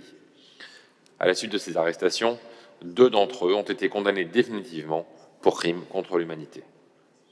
Par ailleurs, en mai 2020, la Cour a également joué un rôle clé dans l'arrestation de Félicien Kabuga, l'un des derniers fugitifs recherchés pour son rôle présumé dans le génocide des Tutsis au Rwanda en 1994. Arrêté près de Paris, après des décennies de cavale, il a été remis au mécanisme international appelé à exercer les fonctions résiduelles des tribunaux pénaux. Et je tiens ici à souligner l'action de notre service d'enquête spécialisé, l'Office central de lutte contre les crimes contre l'humanité, qui a notamment dans ses attributions la poursuite et l'arrestation des fugitifs recherchés par la justice nationale ou la justice pénale internationale. Enfin, la France, et tout particulièrement le parquet national antiterroriste, s'attachent actuellement à poursuivre inlassablement les efforts de justice en s'engageant notamment dans la traque des criminels responsables des atrocités de masse commises en Syrie par le régime de Bachar al-Assad. Ces recherches sont notamment conduites par l'Office dont je viens de parler, en lien avec Europol et les instances compétentes. Ce sont ainsi 22 mandats d'arrêt concernant 17 hauts responsables syriens, au premier rang desquels l'ancien président Bachar al-Assad, qui ont été émis à ce jour par mon parquet et les juges d'instruction français. Une importante coopération est actuellement mise en œuvre pour permettre leur exécution. Ces procédures pourraient ainsi donner lieu en France à des procès in absentia ou avec certains accusés qui pourraient être arrêtés et extradés vers la France. Pour conclure, je souhaite rappeler solennellement que les verdicts de justice qui seront rendus dans les prochaines années en matière de crimes internationaux seront, plus que jamais, l'aboutissement de nos efforts collectifs et de notre engagement permanent aux côtés de la Cour dans le jugement des auteurs et des crimes les plus graves. Je vous remercie. Merci beaucoup, Monsieur le procureur, et merci à nouveau à nos 2 intervenants de cette première partie de ce segment qui nous ont présenté des actions et des expériences à la fois de coopération avec la Cour pénale internationale et aussi liées à l'engagement des justices nationales pour poursuivre les auteurs de ces crimes. Et je pense que leur présence ce matin était particulièrement justifiée pour renforcer le dialogue entre les systèmes de justice nationale et la Cour pénale internationale. Donc je les remercie et nous allons passer à maintenant le deuxième temps de ce segment. Merci encore, consacré à l'assistance et à la réparation pour les victimes. Et j'inviterai à nous rejoindre Madame Ruiz Verduzco et Madame Alexandra Vicente.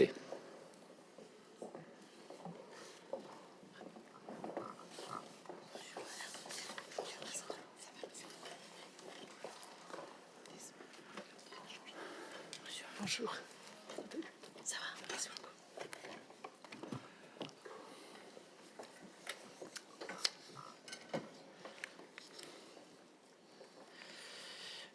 Voilà, merci. Donc, sans plus attendre, je voudrais, sur ce sujet de l'assistance et la réparation aux victimes, donner la parole, pour commencer, à Madame Ruiz Verduzco, directrice exécutive du Fonds au profit des victimes. Madame, vous avez la parole.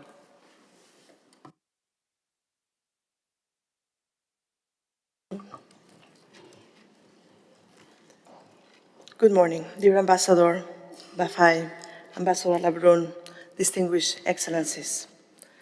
The Trust for Victims appreciates your leadership and vision and sensitivity for integrating for the first time in the history of this Assembly, in the plenary of cooperation, the issue of victims. To be thorough and focused and diligent, the Assembly is compelled to segregate topics, but initiatives like this one enable states parties to identify the interconnection between all the pillars of this system. I would like to address you today on these interconnections in relation to the issue of victims. The first one is the why. As justice at the ICC is to serve victims, any measures that result in the effective, prompt, relevant investigation and prosecution of crimes ultimately will benefit the victims. We may not feel it in The Hague or see it in the press or in the media coverage, but affected communities do follow when an arrest warrant is executed or when a suspect is able to move across borders without consequences, and it matters to them. As these victims are at the heart of the Rome Statute, recalling the why must be an incentive for cooperation. Recognizing the importance of the victim-centered mandate of the Court for the purpose of cooperation has also been recognized by the Court itself in the Strategic Plan for 2026-2029. In its Goal 4, which covers cooperation, the Registry and the Trust Fund for Victims have committed to enhance engagement and communication about the victim-centered mandate of the Court, in particular about the impact of reparations and victims. This communication is not only to be rhetorical or emotional, but to be evidence-based. It includes conveying how many victims have benefited by the actions of the Court in relation to the Trust Fund, over 78,000 in the past 5 years across 7 situations. And this communication should also tell us what is the impact that the Court is actually having. We know that victims' psychological well-being improves only by the mere process of participating in justice efforts, because victims feel recognized and they see the institutions responding to them. This increases their trust in norms and therefore strengthens the rule of law. And this is why states should cooperate.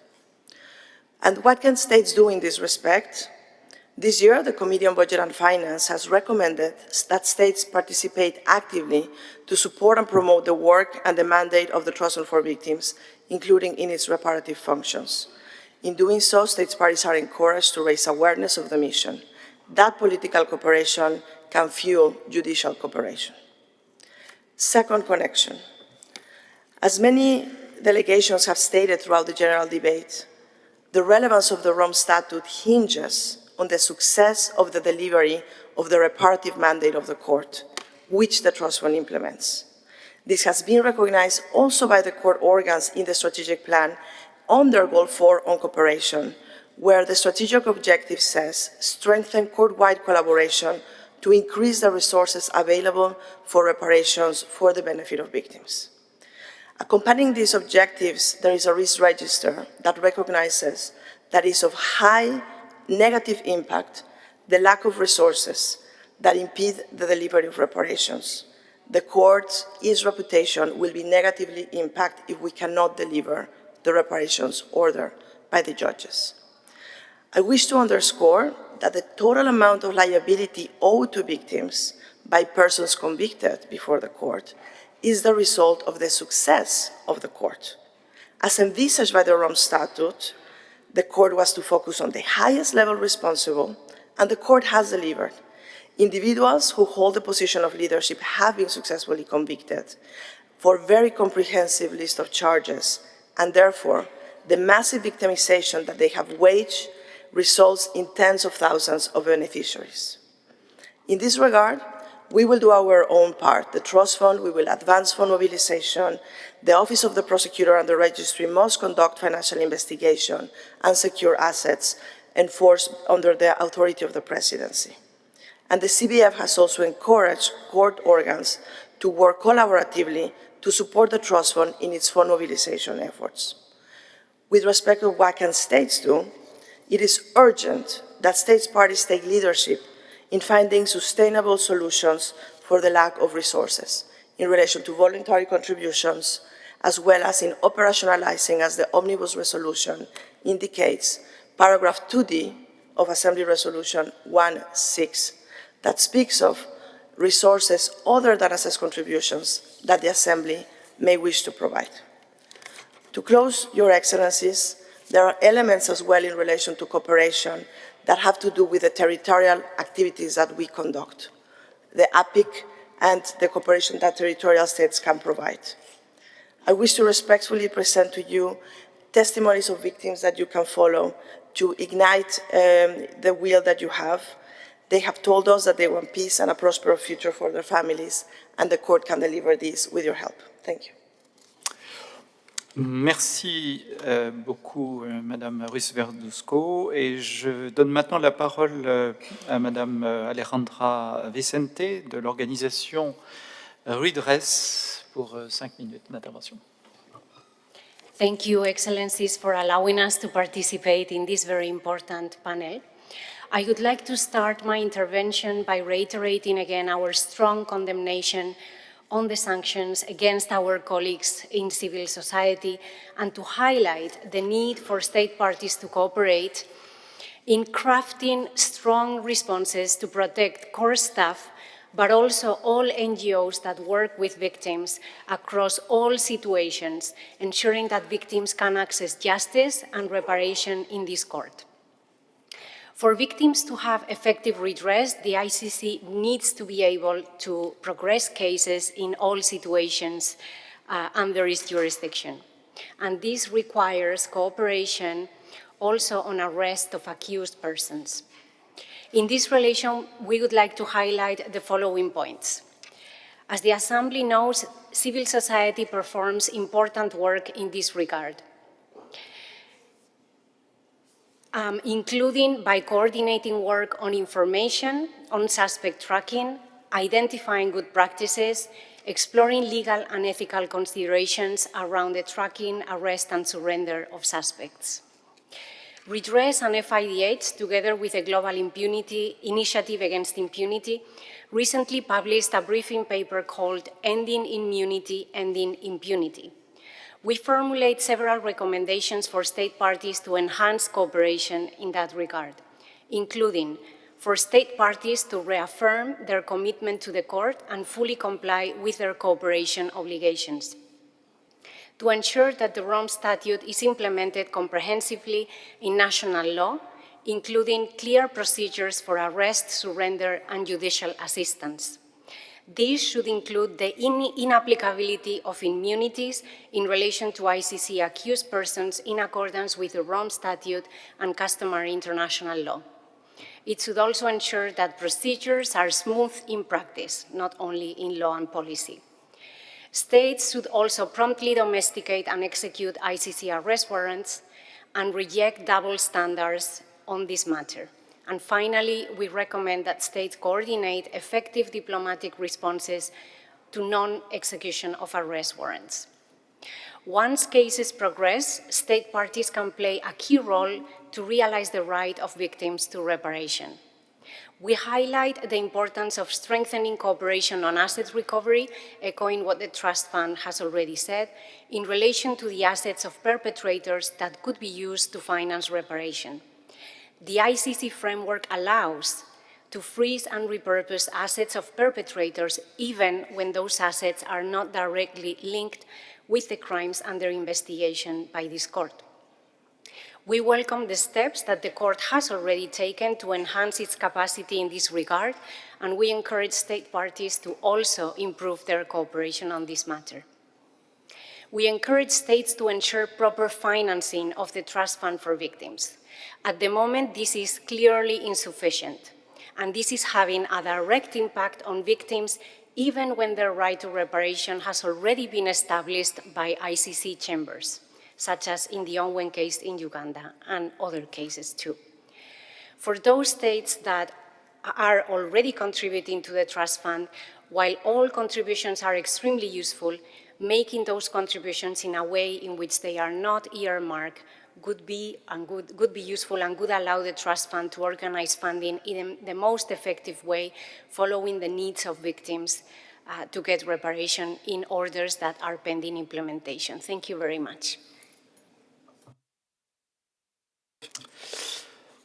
Merci beaucoup pour cette présentation claire et concise qui a été très précieuse pour éclairer notre débat sur ce sujet de l'assistance et la réparation aux victimes.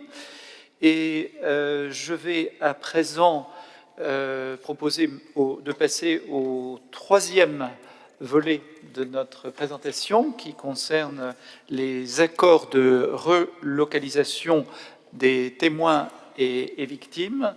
Et j'invite à présent à nous rejoindre Madame Natacha Schauder, Madame Amélie Bécard et Madame Mélissa Beaulieu.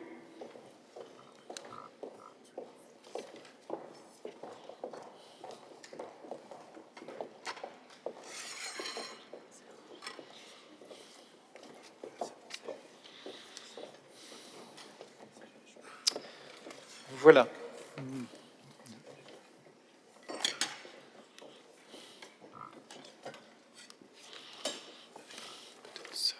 Et je donne sans plus attendre la parole à Madame Natascha Schauder du greffe de la Cour. Merci beaucoup. Excellences, chers collègues, éminents délégués, je vais vous raconter une histoire. L'histoire de M.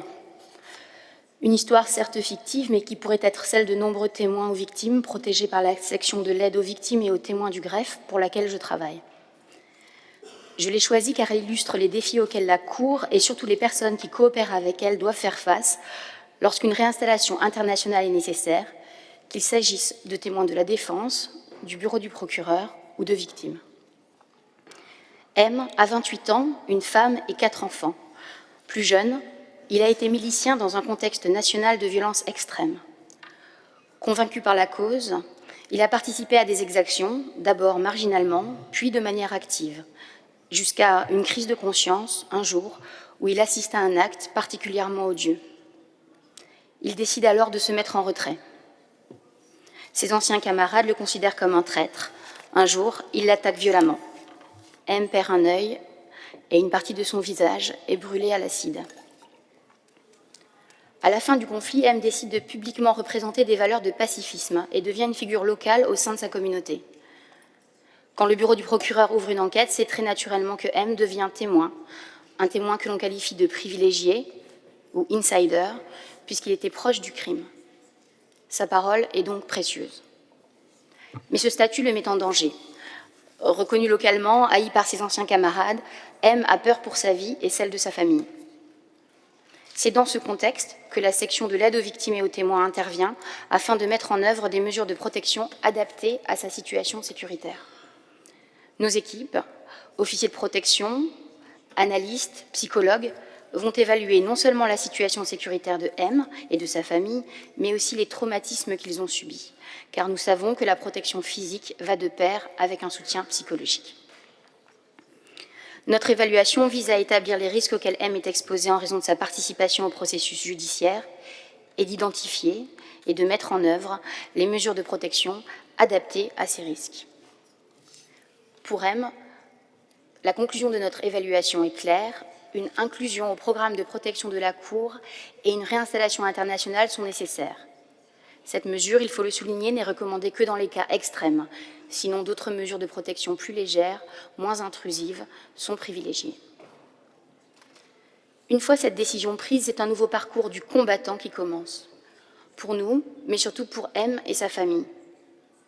À ce jour, seule une trentaine d'États ont signé un accord de réinstallation avec la Cour ou acceptent des témoins et des victimes sur leur territoire sans avoir signé de tels accords, ce que nous appelons une réinstallation ad hoc.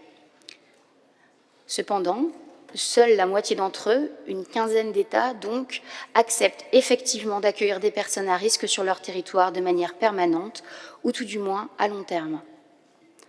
Ceci impacte considérablement la capacité de la Cour à trouver des solutions pérennes pour les personnes qui en ont besoin. En pratique, comment les choses se déroulent-elles? Nous approchons des États partenaires, signataires, d'accords ou ouverts à des réinstallations ad hoc, et nous leur demandons d'accueillir M et sa famille.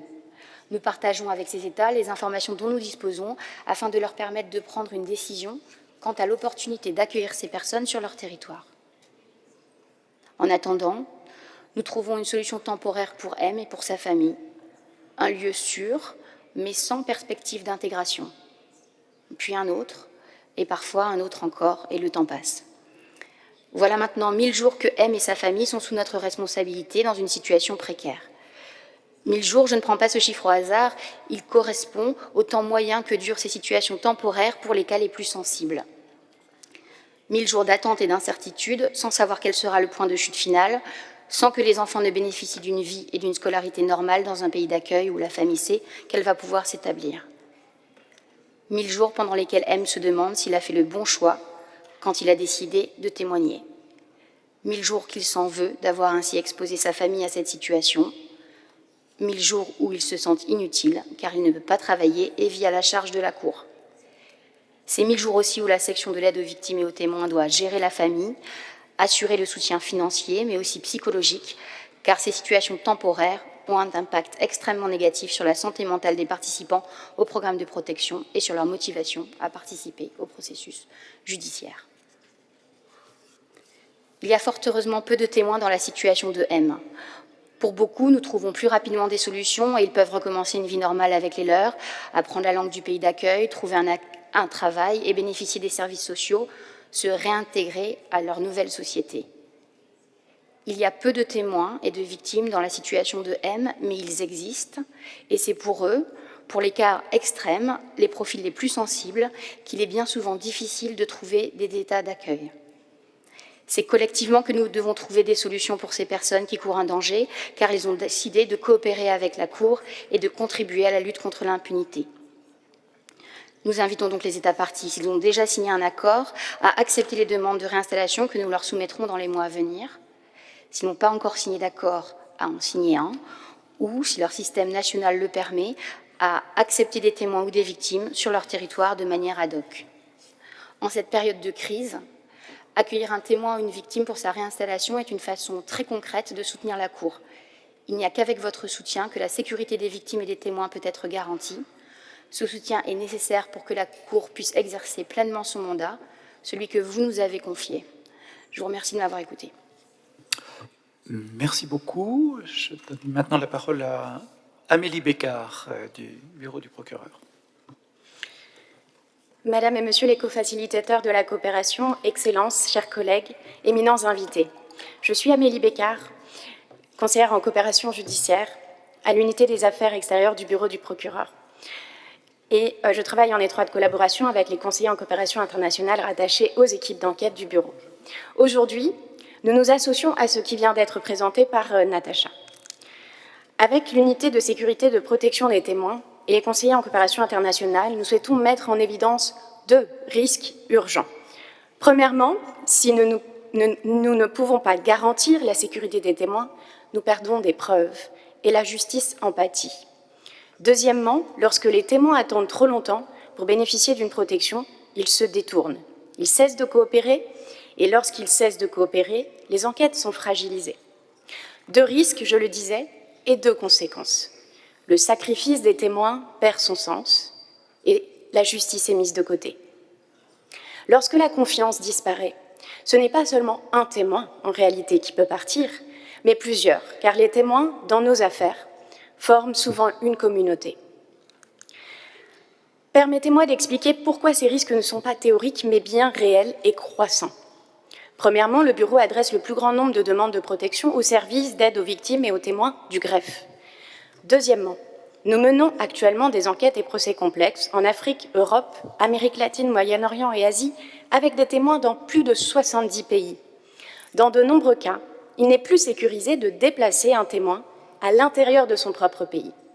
Troisièmement, nos témoins sont très divers. Ils sont de nationalités, de sexes, d'âges différents, et certains sont des insiders ou initiés, issus d'organisations accusées de crimes relevant du statut de Rome, et donc confrontés à de graves menaces. Quatrièmement, le greffe fonctionne sous certaines contraintes, comme vous l'avez compris, qui, sans accord de réinstallation, entraînent des retards. Les témoins frustrés quittent parfois le programme, les mettant en danger, ainsi que nos affaires. Enfin, en raison de ces limites, nous renvoyons souvent les témoins à un stade plus avancé de l'enquête afin de réduire les perturbations. Cela crée des pics de demande à l'approche du procès, ajoutant de la pression à un système déjà saturé. Ces risques que nous identifions existent aussi pour la défense qui s'exprimera également aujourd'hui. Votre soutien est essentiel, vous l'avez compris. À cet effet, le bureau du procureur a intensifié ses efforts pour porter cet enjeu de sécurité des victimes au plus haut de ses priorités. L'institution du groupe sur la sécurité des victimes, Witness Security Group, du Forum sur la coopération et la complémentarité, avec l'appui de l'unité de sécurité de protection des témoins et du greffe, constitue la pierre angulaire de la stratégie du bureau dans ce sens. Ce groupe thématique, à l'image des autres dédiés notamment aux défis relatifs à la coopération avec les autorités d'immigration ou les enquêtes financières, offre un outil efficace d'information. Véritable instrument de coopération et de compréhension entre la Cour et les États parties à travers ces séminaires en personne, webinaires, workshops opérationnels et projets conjoints avec les États, cette plateforme vise à former et animer une communauté de praticiens et d'acteurs, ici présents, afin de partager les meilleures pratiques en la matière et approfondir la connaissance des systèmes juridiques nationaux. En ce sens, ce point d'ancrage du dialogue avec toutes les parties prenantes constitue l'opportunité concrètement de présenter concrètement la manière par laquelle le Bureau est disposé à appuyer les autorités nationales, améliorer la coordination des différentes enquêtes à tout niveau et réduire la duplication des efforts. En bref, un instrument à votre disposition. Ces efforts de coordination se matérialisent concrètement par le recours à des outils de pré-consultation avec vous, aux requêtes aux fins d'assistance, permettant aux États de mieux préparer l'arrivée d'une demande d'information et afin de les assister dans leur rôle principal de soutien à l'activité de la Cour. En outre, nous développons des questionnaires que nous adressons aux États pour mieux s'intégrer dans les cadres nationaux, car le travail du bureau du procureur et du greffe n'est pas étranger, mais bel et bien intégré dans les systèmes nationaux de coopération. Pour conclure, comme l'a évoqué plus tôt Madame la procureure adjointe Khan, nous invitons à rejoindre les échanges et les projets avec nous, avec la SPU, avec les conseillers en coopération internationale, toujours en étroite collaboration avec le greffe. Je vous remercie. Merci beaucoup, Amélie, et je laisse maintenant la parole à Mélissa Beaulieu de la Défense.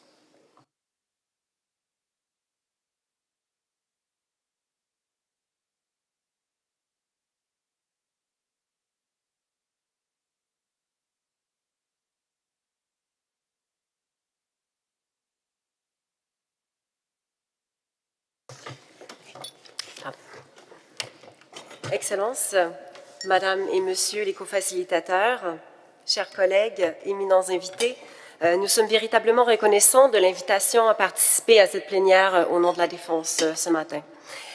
L'histoire que vous a racontée ma collègue pourrait tout autant être un scénario qui se déroule dans un bureau de la tour E de la Cour, la tour de la Défense.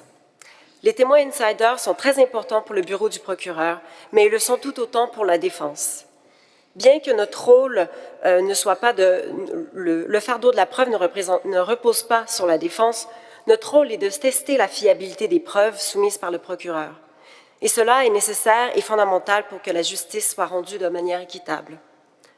Un des moyens disponibles aux équipes de défense pour tester cette preuve est de solliciter le témoignage de différents témoins. Ils peuvent être des opposants politiques, des membres du gouvernement, des forces armées, ou encore des citoyens qui ont un rôle significatif au sein de leur communauté. Et s'il y a un message sur lequel je dois insister ce matin, c'est celui-ci. Les témoins de la défense font face aux mêmes risques et défis que ceux du bureau du procureur, tout en subissant aussi souvent un risque lié aux préjugés malheureusement négatifs qui est lié à une certaine perception de la défense. Et cependant, à risque égal, les témoins doivent bénéficier de protections égales, indépendamment de la partie qui sollicite leur témoignage. Le fait qu'une personne ne puisse bénéficier d'une protection adéquate, qui inclut la relocalisation lorsque c'est nécessaire, pourrait dissuader certains témoins de venir témoigner pour la défense. Et parfois, ce sont même des témoins cruciaux dans l'obtention de la vérité et du mandat de la Cour. Cette situation est évidemment au détriment d'une procédure équitable et du respect du principe fondamental de l'égalité des armes. Il est aussi important de souligner, dans le cadre de cette plénière consacrée à la coopération, que la défense fait face à des défis spécifiques en termes de coopération. En effet, les ressources dont dispose la défense sont considérablement plus limitées par rapport à ceux des autres organes de la Cour, notamment le bureau du procureur. La défense ne dispose pas d'une unité ou d'un point focal spécifiquement dédié à la coopération.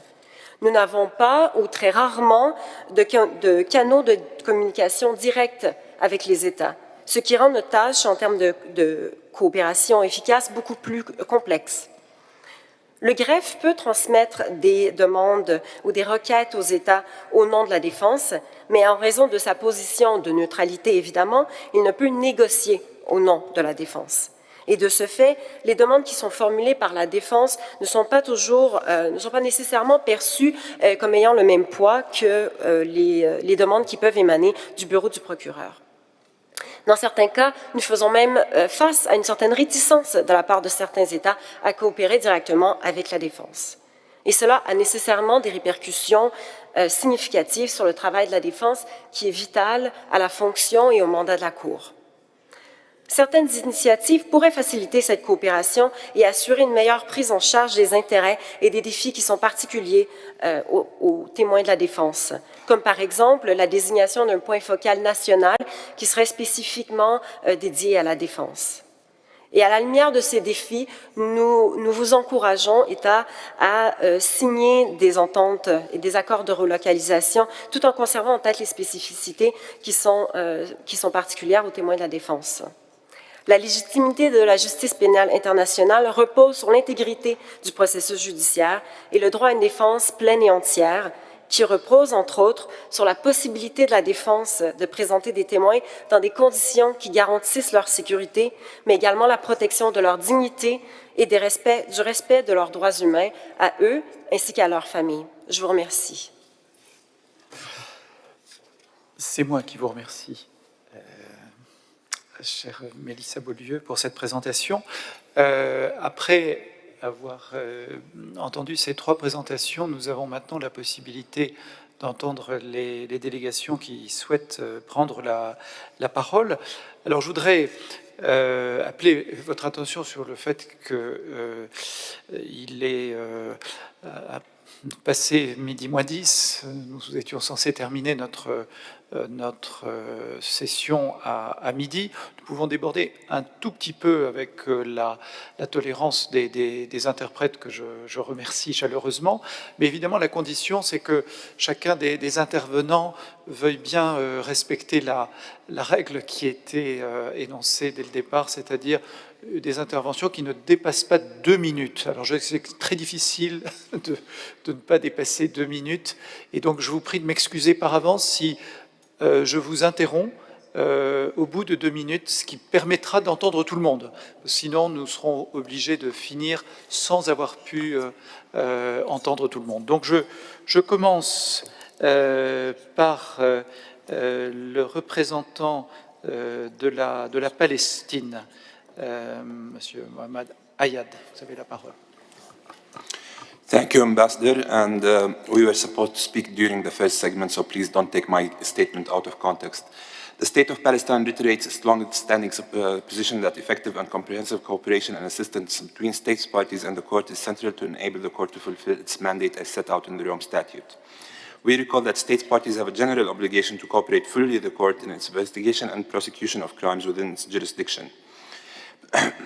The importance of cooperation cannot be emphasized any better than what is offered in decisions and findings by the chambers of this court. In this context, the State of Palestine recalls the finding by pre-trial Chamber 1 in relation to an incident of non-cooperation in the situation in the State of Palestine. In its findings, the Chamber took note that the State Party invited an individual wanted by this court, and that his visit was not a surprise. Recalling that state parties are not entitled to unilaterally suspend cooperation with the court, the Chamber concluded that the state party has not offered any valid justification to its non-compliance, finding that such non-compliance prevented the court from exercising an important power and a fundamental function, namely securing the presence of the subject before the court. The Chamber also found that the state party's neglect of its substantive and procedural obligations under the statute cannot be ignored just because it has decided to leave the Rome Statute. The Chamber decided to refer the matter to the Assembly, considering the referral to the ASP as necessary to enable the Assembly to take any action it deems appropriate to ensure that state parties fulfill their obligations towards the court, and that future opportunities for arrest and surrender in this and other situations before the court are not equally lost. Therefore, we call on all states parties to cooperate with the court and ensure the execution of arrest warrants across all situations equally, including in the situation in the State of Palestine. Thank you, Ambassador. Merci et félicitations pour votre respect des délais. Je passe maintenant la parole au représentant du Japon, Monsieur Mizuno.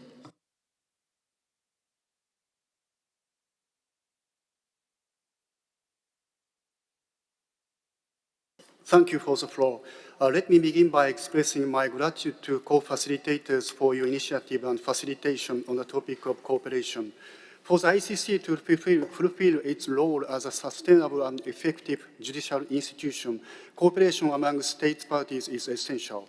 Japan firmly believes that enhancing national capacities in criminal justice is essential for strengthening the complementary relationship between state and ICC. Japan has a long history of robust efforts in criminal justice capacity building.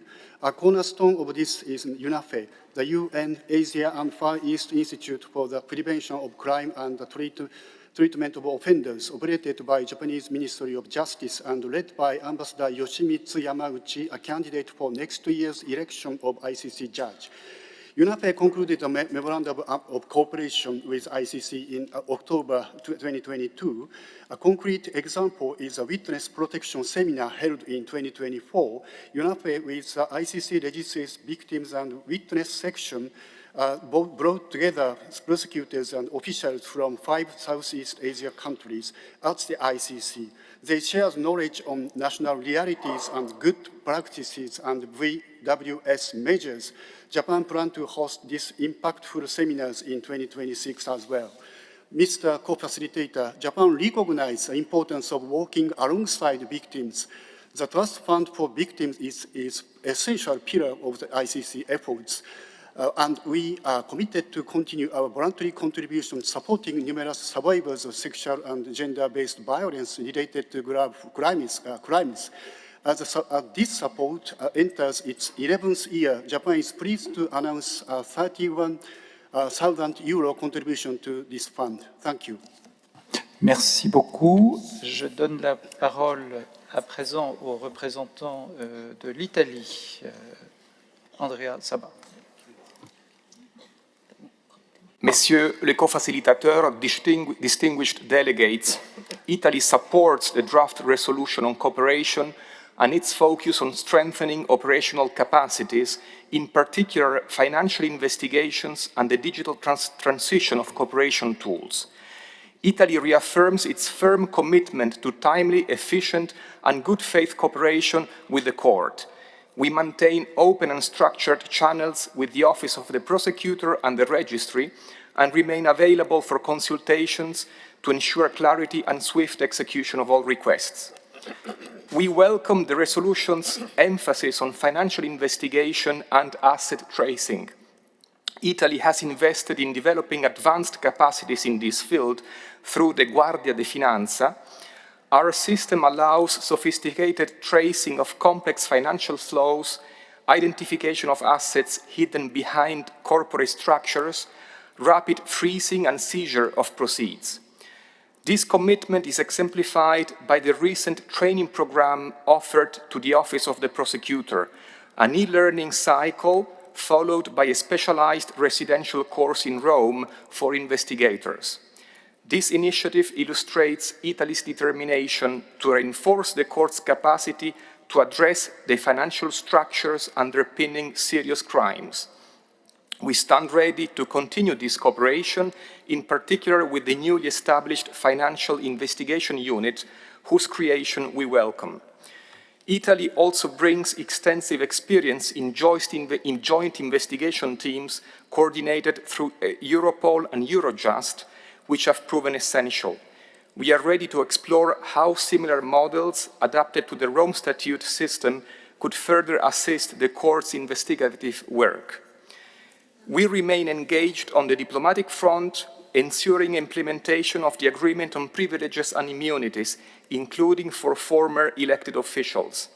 We welcome the Court's concept note on protection as cooperation and look forward to contributing to this Je vous work. remercie. Merci. Merci bien. Je donne à présent la parole à la représentante de la Finlande, Madame Autio. Distinguished chairpersons, Finland thanks the co-facilitators on cooperation, Senegal and France, for chairing this plenary session. We thank the panelists for providing their valuable insights on the forms of support required from states parties. The ICC's ability to fulfill its mandate is dependent on states' genuine and sustained cooperation.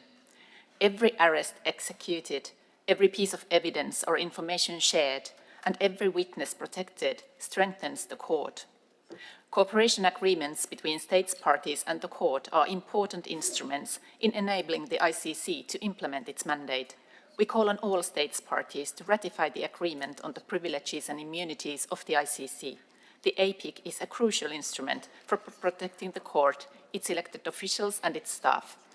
In addition to formal cooperation, providing adequate resources to the court and upholding its independence are key, especially in today's context of political pressure, threats and attacks, including sanctions.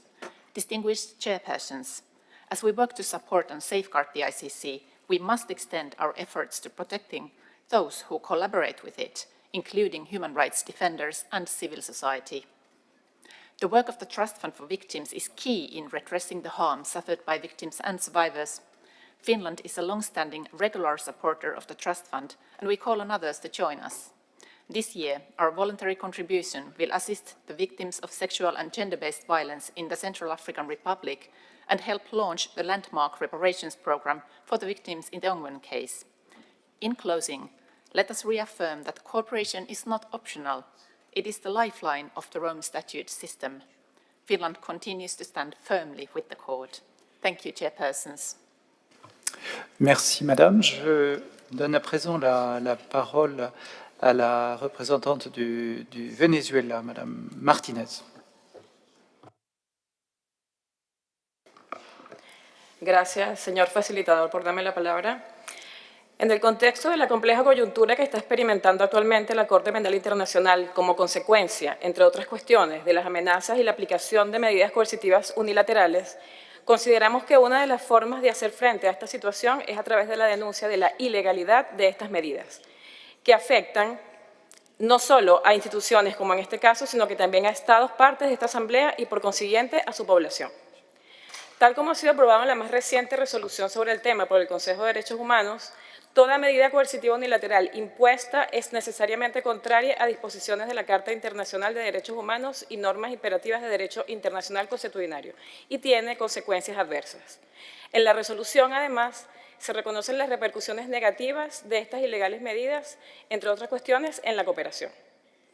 Es por ello que Venezuela reitera su respaldo a toda condena a las medidas coercitivas unilaterales, destacando que debe considerarse una perspectiva integral de tales sanciones que hoy en día afectan no solo a pueblos enteros y que lamentablemente no han sido suficientemente denunciadas ni tomadas en serio a pesar de los múltiples esfuerzos desplegados por varios países para lograrlo.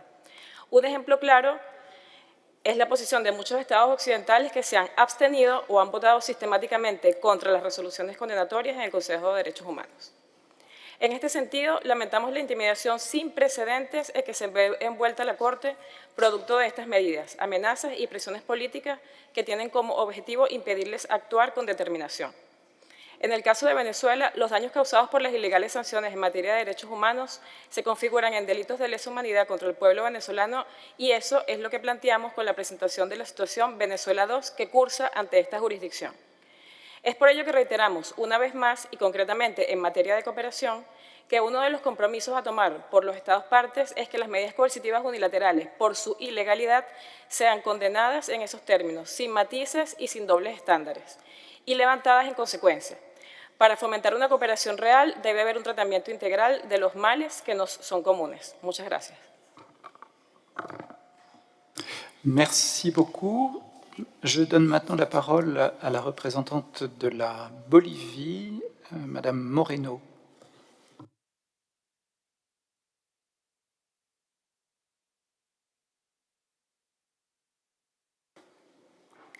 Señor facilitador, gracias por la palabra. El Estado Plurinacional de Bolivia tiene a ver reconocer el trabajo llevado adelante por la Corte Penal Internacional en materia de cooperación, así como los esfuerzos de facilitación impulsados en el marco del Estatuto de Roma. Bolivia, en calidad de negociador del Estatuto de Roma, remarca la necesidad de seguir avanzando en la promoción de la cooperación, la complementariedad y la universalidad, como elementos esenciales de la consolidación del sistema penal internacional del Estatuto de Roma. La cooperación efectiva entre Estados y la Corte es indispensable para que la Corte pueda cumplir su mandato de ejercer jurisdicción sobre los crímenes contra la humanidad. Bolivia valora los avances institucionales, tecnológicos e instrumentos como la caja de herramientas, orientados a facilitar mecanismos de cooperación, incluido el fortalecimiento de procedimientos vinculados a la protección, reubicación y seguridad de las víctimas y testigos. Estos esfuerzos contribuyen directamente a garantizar procesos judiciales adecuados y sensibles a la necesidad de quienes participan en ellos. Bolivia resalta el trabajo de la Fiscalía, la Secretaría y la Presidencia de la Corte en las tareas de investigación y juzgamiento, reafirmando que los crímenes internacionales no deben quedar sin respuesta, destacando que la Corte depende de los Estados partes para la cooperación efectiva como una responsabilidad compartida. Permítame hacer mención al artículo 86 del Estatuto de Roma, que establece que los Estados partes tienen la obligación de cooperar plenamente con la Corte. En materia de complementariedad, Bolivia destaca la importancia de los Estados partes desarrollen capacidades nacionales para investigar, juzgar crímenes previstos en el Estatuto. Para concluir, Bolivia reafirma su compromiso de los principios de cooperación y complementariedad del Estatuto de Roma y expresa su disposición para continuar contribuyendo al fortalecimiento del sistema de justicia penal internacional. Muchas gracias. Merci beaucoup. Je donne à présent la parole au représentant de la Belgique, Monsieur Annard.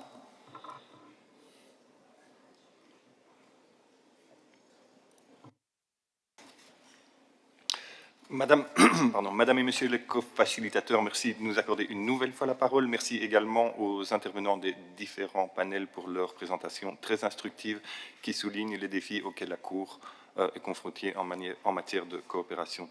Tout d'abord, il est important de rappeler que la signature et la mise en œuvre d'accords de coopération en matière d'exécution des peines, de libération provisoire, de libération définitive et de protection de témoins ne relèvent pas de la coopération obligatoire, mais sont néanmoins essentiels pour permettre à la Cour de remplir ses missions. De tels accords n'emportent pas par eux-mêmes de nouvelles obligations de coopération, mais ils sont essentiels pour permettre une exécution rapide des demandes de coopération de la Cour en ce sens. En ce qui concerne les réparations apportées aux victimes, outre les contributions volontaires faites annuellement par la Belgique au fonds au profit des victimes, la Belgique s'est dotée de dispositions spécifiques dans sa loi de coopération concernant les saisies et confiscations qui permettent le paiement des amendes prononcées par la Cour. Je me tiens bien entendu à la disposition de tout collègue qui serait intéressé pour fournir plus d'informations sur ces dispositions légales ainsi que sur d'autres en matière de coopération. Concernant l'arrestation des suspects en fuite, la Belgique a pu constater l'utilité de disposer d'une autorité centrale de coopération en contact direct avec les organes de la Cour, à la fois dans un but de centralisation, de rapidité et d'efficacité dans l'exécution des demandes de la Cour, mais aussi de disposer d'un organe de coordination des autorités nationales compétentes pour la recherche des suspects en fuite afin de parvenir à leur arrestation. Enfin, permettez-moi de rappeler qu'à côté du pilier de la coopération se trouve celui de la complémentarité. À ce sujet, nous tenons à encourager les États parties ainsi que les États non parties à signer et ratifier la Convention de Ljubljana de la Haye qui fournit des outils de coopération interétatique modernes et détaillés visant à permettre aux États d'assurer leur responsabilité première de poursuivre les auteurs des crimes internationaux les plus graves.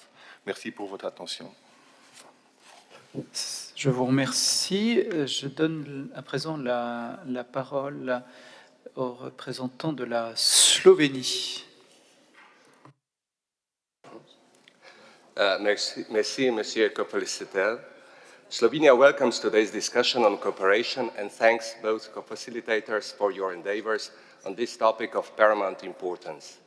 I would also like to thank the panelists for their important contribution and reminding us that our underlying goal is delivering justice to victims.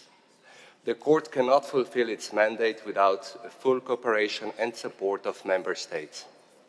This in particular implies execution of arrest warrants, relocation and protection of witnesses, enforcement of sentences, and granting privileges and immunities to the Court and its members. Any pressure on the Court and its officials is unacceptable and should be fully rejected. Imposing sanctions on those who are pursuing justice and fulfilling goals of this Court are contrary to the fundamental principles of international law and objectives of this Assembly. We must be therefore crystal clear on rejecting such measures and offer our full support to the Court, judges, elected officials and its staff as well as all those cooperating with the court. Mr. Co-Facilitator, we would also like to stress the primary responsibility for investigation and prosecution of international crimes lies with member states. In this regard, we would like to recall the recently adopted Ljubljana The Hague Convention on International Cooperation and Prosecution of International Crimes. And I would like to call on all states to consider becoming parties to this important convention with a view to building on our joint endeavors to close the immunity gap. Slovenia reaffirms its full commitment to the court and justice to victims. I thank you. Merci beaucoup. Je donne à présent la parole au représentant de la Sierra Leone. Thank you, Mr. Co-Facilitator.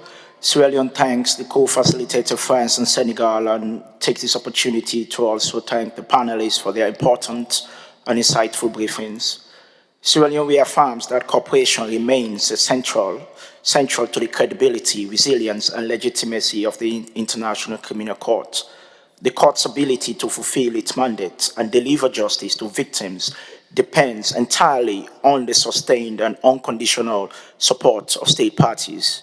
In our capacities as Vice President of the Assembly of State Parties, coordinator of the African group of state parties in New York, and co-focal point for the informal ICC caucus at the Council, Sierra Leone is committed to fostering diplomatic and political solidarity. Through constructive dialogue and proactive outreach, we will continue to uphold the court's independence and institutional integrity.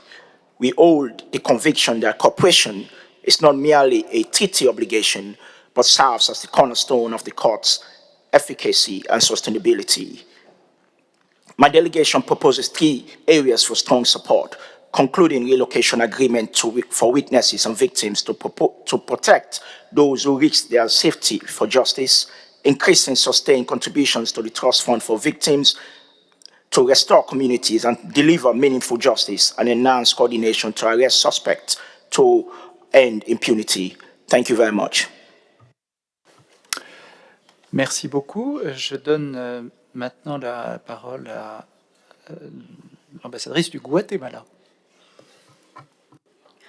Muchas gracias a los cofacilitadores y a sus equipos por su arduo trabajo a lo largo del año. En el debate general, Guatemala aludió a la cooperación como el eje del funcionamiento de la Corte.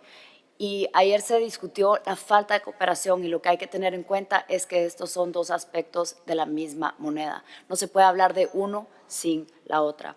Por otro lado, la cooperación está íntimamente vinculada con la complementariedad, pero también con la universalidad. Aunque ampliar la membresía es un objetivo colectivo, la fortaleza del estatuto no es únicamente una cuestión de números. Queremos una convención que se aplique, que se respete y que funcione. Para ello es importante contar con legislación de implementación, adherirse al acuerdo de privilegios e inmunidades y adoptar mecanismos de cooperación según corresponda. Por lo tanto, debemos de disponer de herramientas adecuadas, tanto jurídicas como técnicas, logísticas, para operacionalizar la cooperación. Debemos tener debates inclusivos, intercambios en el seno de su facilitación, pero también discusiones con los diferentes órganos de la Corte, lo cual es indispensable. La cooperación es holística y multidimensional, y agradecemos no solo el informe del Buró, que contiene una amplia gama de áreas y aspectos para fortalecer la cooperación, sino que también a los oradores por compartir sus experiencias y perspectivas. Aunado a ello está la voluntad política. Y es evidente que los recientes logros y resultados de la Corte son el fruto de la cooperación de los Estados parte, y felicitamos a Alemania por su actuación ejemplar mediante la reciente detención y entrega a la CPI del acusado libio por crímenes de guerra y lesa humanidad. Concluyo reiterando el compromiso de Guatemala con la Corte y nuestra plena disposición para cooperar y contribuir a que la misma responda de manera efectiva al cumplimiento de su mandato. Muchas gracias. Merci beaucoup. Je donne à présent la parole au représentant de la République centrafricaine.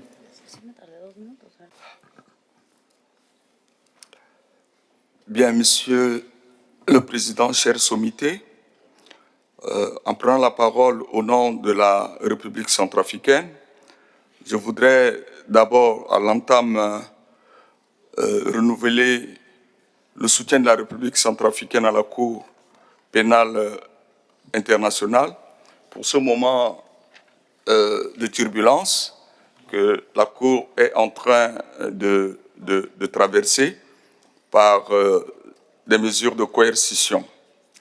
En ce qui concerne la coopération proprement dite, elle s'illustre en République centrafricaine à travers l'arrestation et la remise de Dominique Ongwen, de la LRA, de Joseph Kony et Ali Koucheb. La remise volontaire de suspects recherchés par la CPI, comme Alfred Yekatom et Mamad Sey, l'accès facilité aux preuves, aux témoins et aux autorités judiciaires locales. Et plus largement, par un dialogue régulier et constructif entre les autorités nationales et la CPI. Cette coopération exemplaire mérite d'être saluée et soutenue, tant elle renforce la complémentarité et la crédibilité du système international de justice pénale. Le système de protection des témoins et la réparation se construisent lentement, calmement et sûrement, comme disait un juriste, la justice se presse lentement. Je vous remercie pour votre écoute attentive.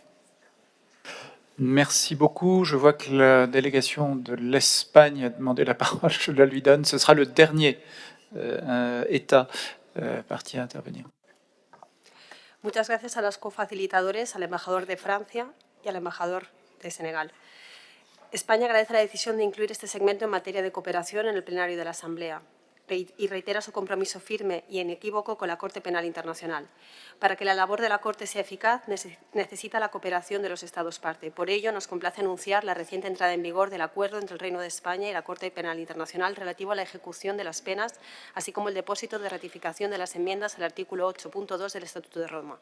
Hacemos un llamamiento a todos los Estados parte a respetar los compromisos adquiridos en virtud del Estatuto de Roma y las órdenes de arresto emitidas por la Corte, que son obligatorias. Ignorarlas supone un incumplimiento de las obligaciones contraídas y erosiona la confianza en el sistema de justicia penal internacional. España seguirá trabajando para defender la independencia e integridad de la Corte Penal Internacional. Muchas gracias. Je vous remercie. Nous avons donc épuisé la liste des États partis qui ont demandé la parole et je vais maintenant donner la parole à la coalition pour la Cour pénale internationale, qui sera la dernière intervenante dans cette liste. Merci. Merci, Monsieur le Président. Excellencies, my name is Alexis de Soif, President of the FIDH, the International Federation for Human Rights, and I'm honored to speak on behalf of the CICC, the Coalition for the International Criminal Court. Cooperation is the backbone of the Rome Statute system. When it's weakened, it is victims who feel the consequences. Each failed arrest denies them truth, accountability, and reparations.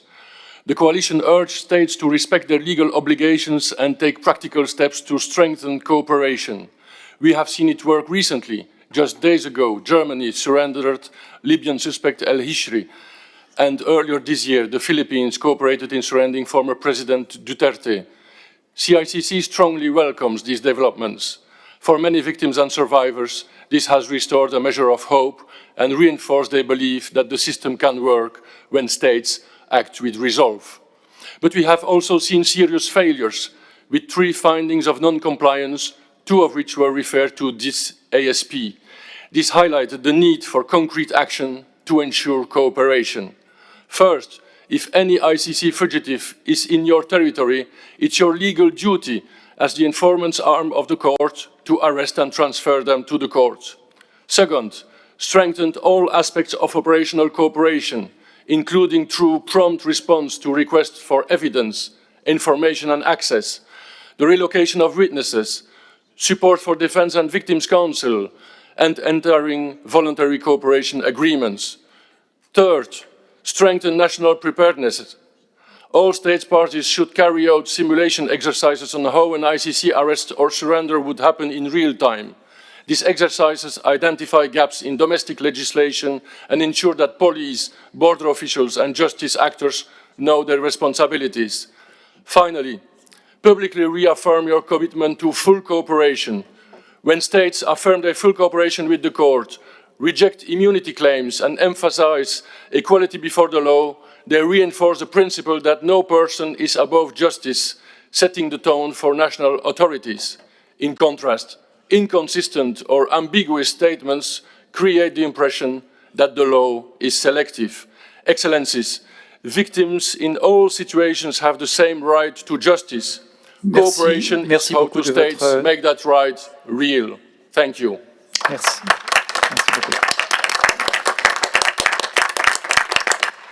Nous avons ainsi terminé ce deuxième segment très riche. Donc merci vraiment à toutes et à tous de vos interventions qui ont fait de cette session, je crois, une session particulièrement riche. Merci aussi des efforts de discipline pour le temps, même si nous avons dû dépasser un peu. Donc merci encore aux interprètes qui ont accepté de nous suivre jusqu'ici. Et je redonne la parole à Ramatoulaye pour la conclusion. Merci beaucoup. Merci beaucoup, cher François. Excellences, Mesdames et Messieurs, chers experts et panélistes, permettez-moi de vous exprimer à mon nom propre et au nom de l'ambassadeur à la Brune toute notre gratitude pour la qualité de vos interventions que nous avons suivies avec une grande attention et un vif intérêt. Vos contributions ont enrichi notre compréhension des enjeux liés au caractère vital de la coopération pour la Cour pénale internationale. Nos échanges ont également montré que la coopération est la clé de voûte de l'action de la Cour. Dans un contexte marqué par des menaces et des sanctions, elle demeure indispensable pour préserver son indépendance et sa résilience. La coopération doit s'exprimer à travers l'appui politique qui protège les élus et le personnel de la Cour, l'engagement opérationnel qui permet l'arrestation des fugitifs et l'exécution des décisions de justice. Et également, et enfin, à travers la solidarité humaine qui se traduit par le soutien au fonds au profit des victimes et par les accords de relocalisation des témoins et victimes.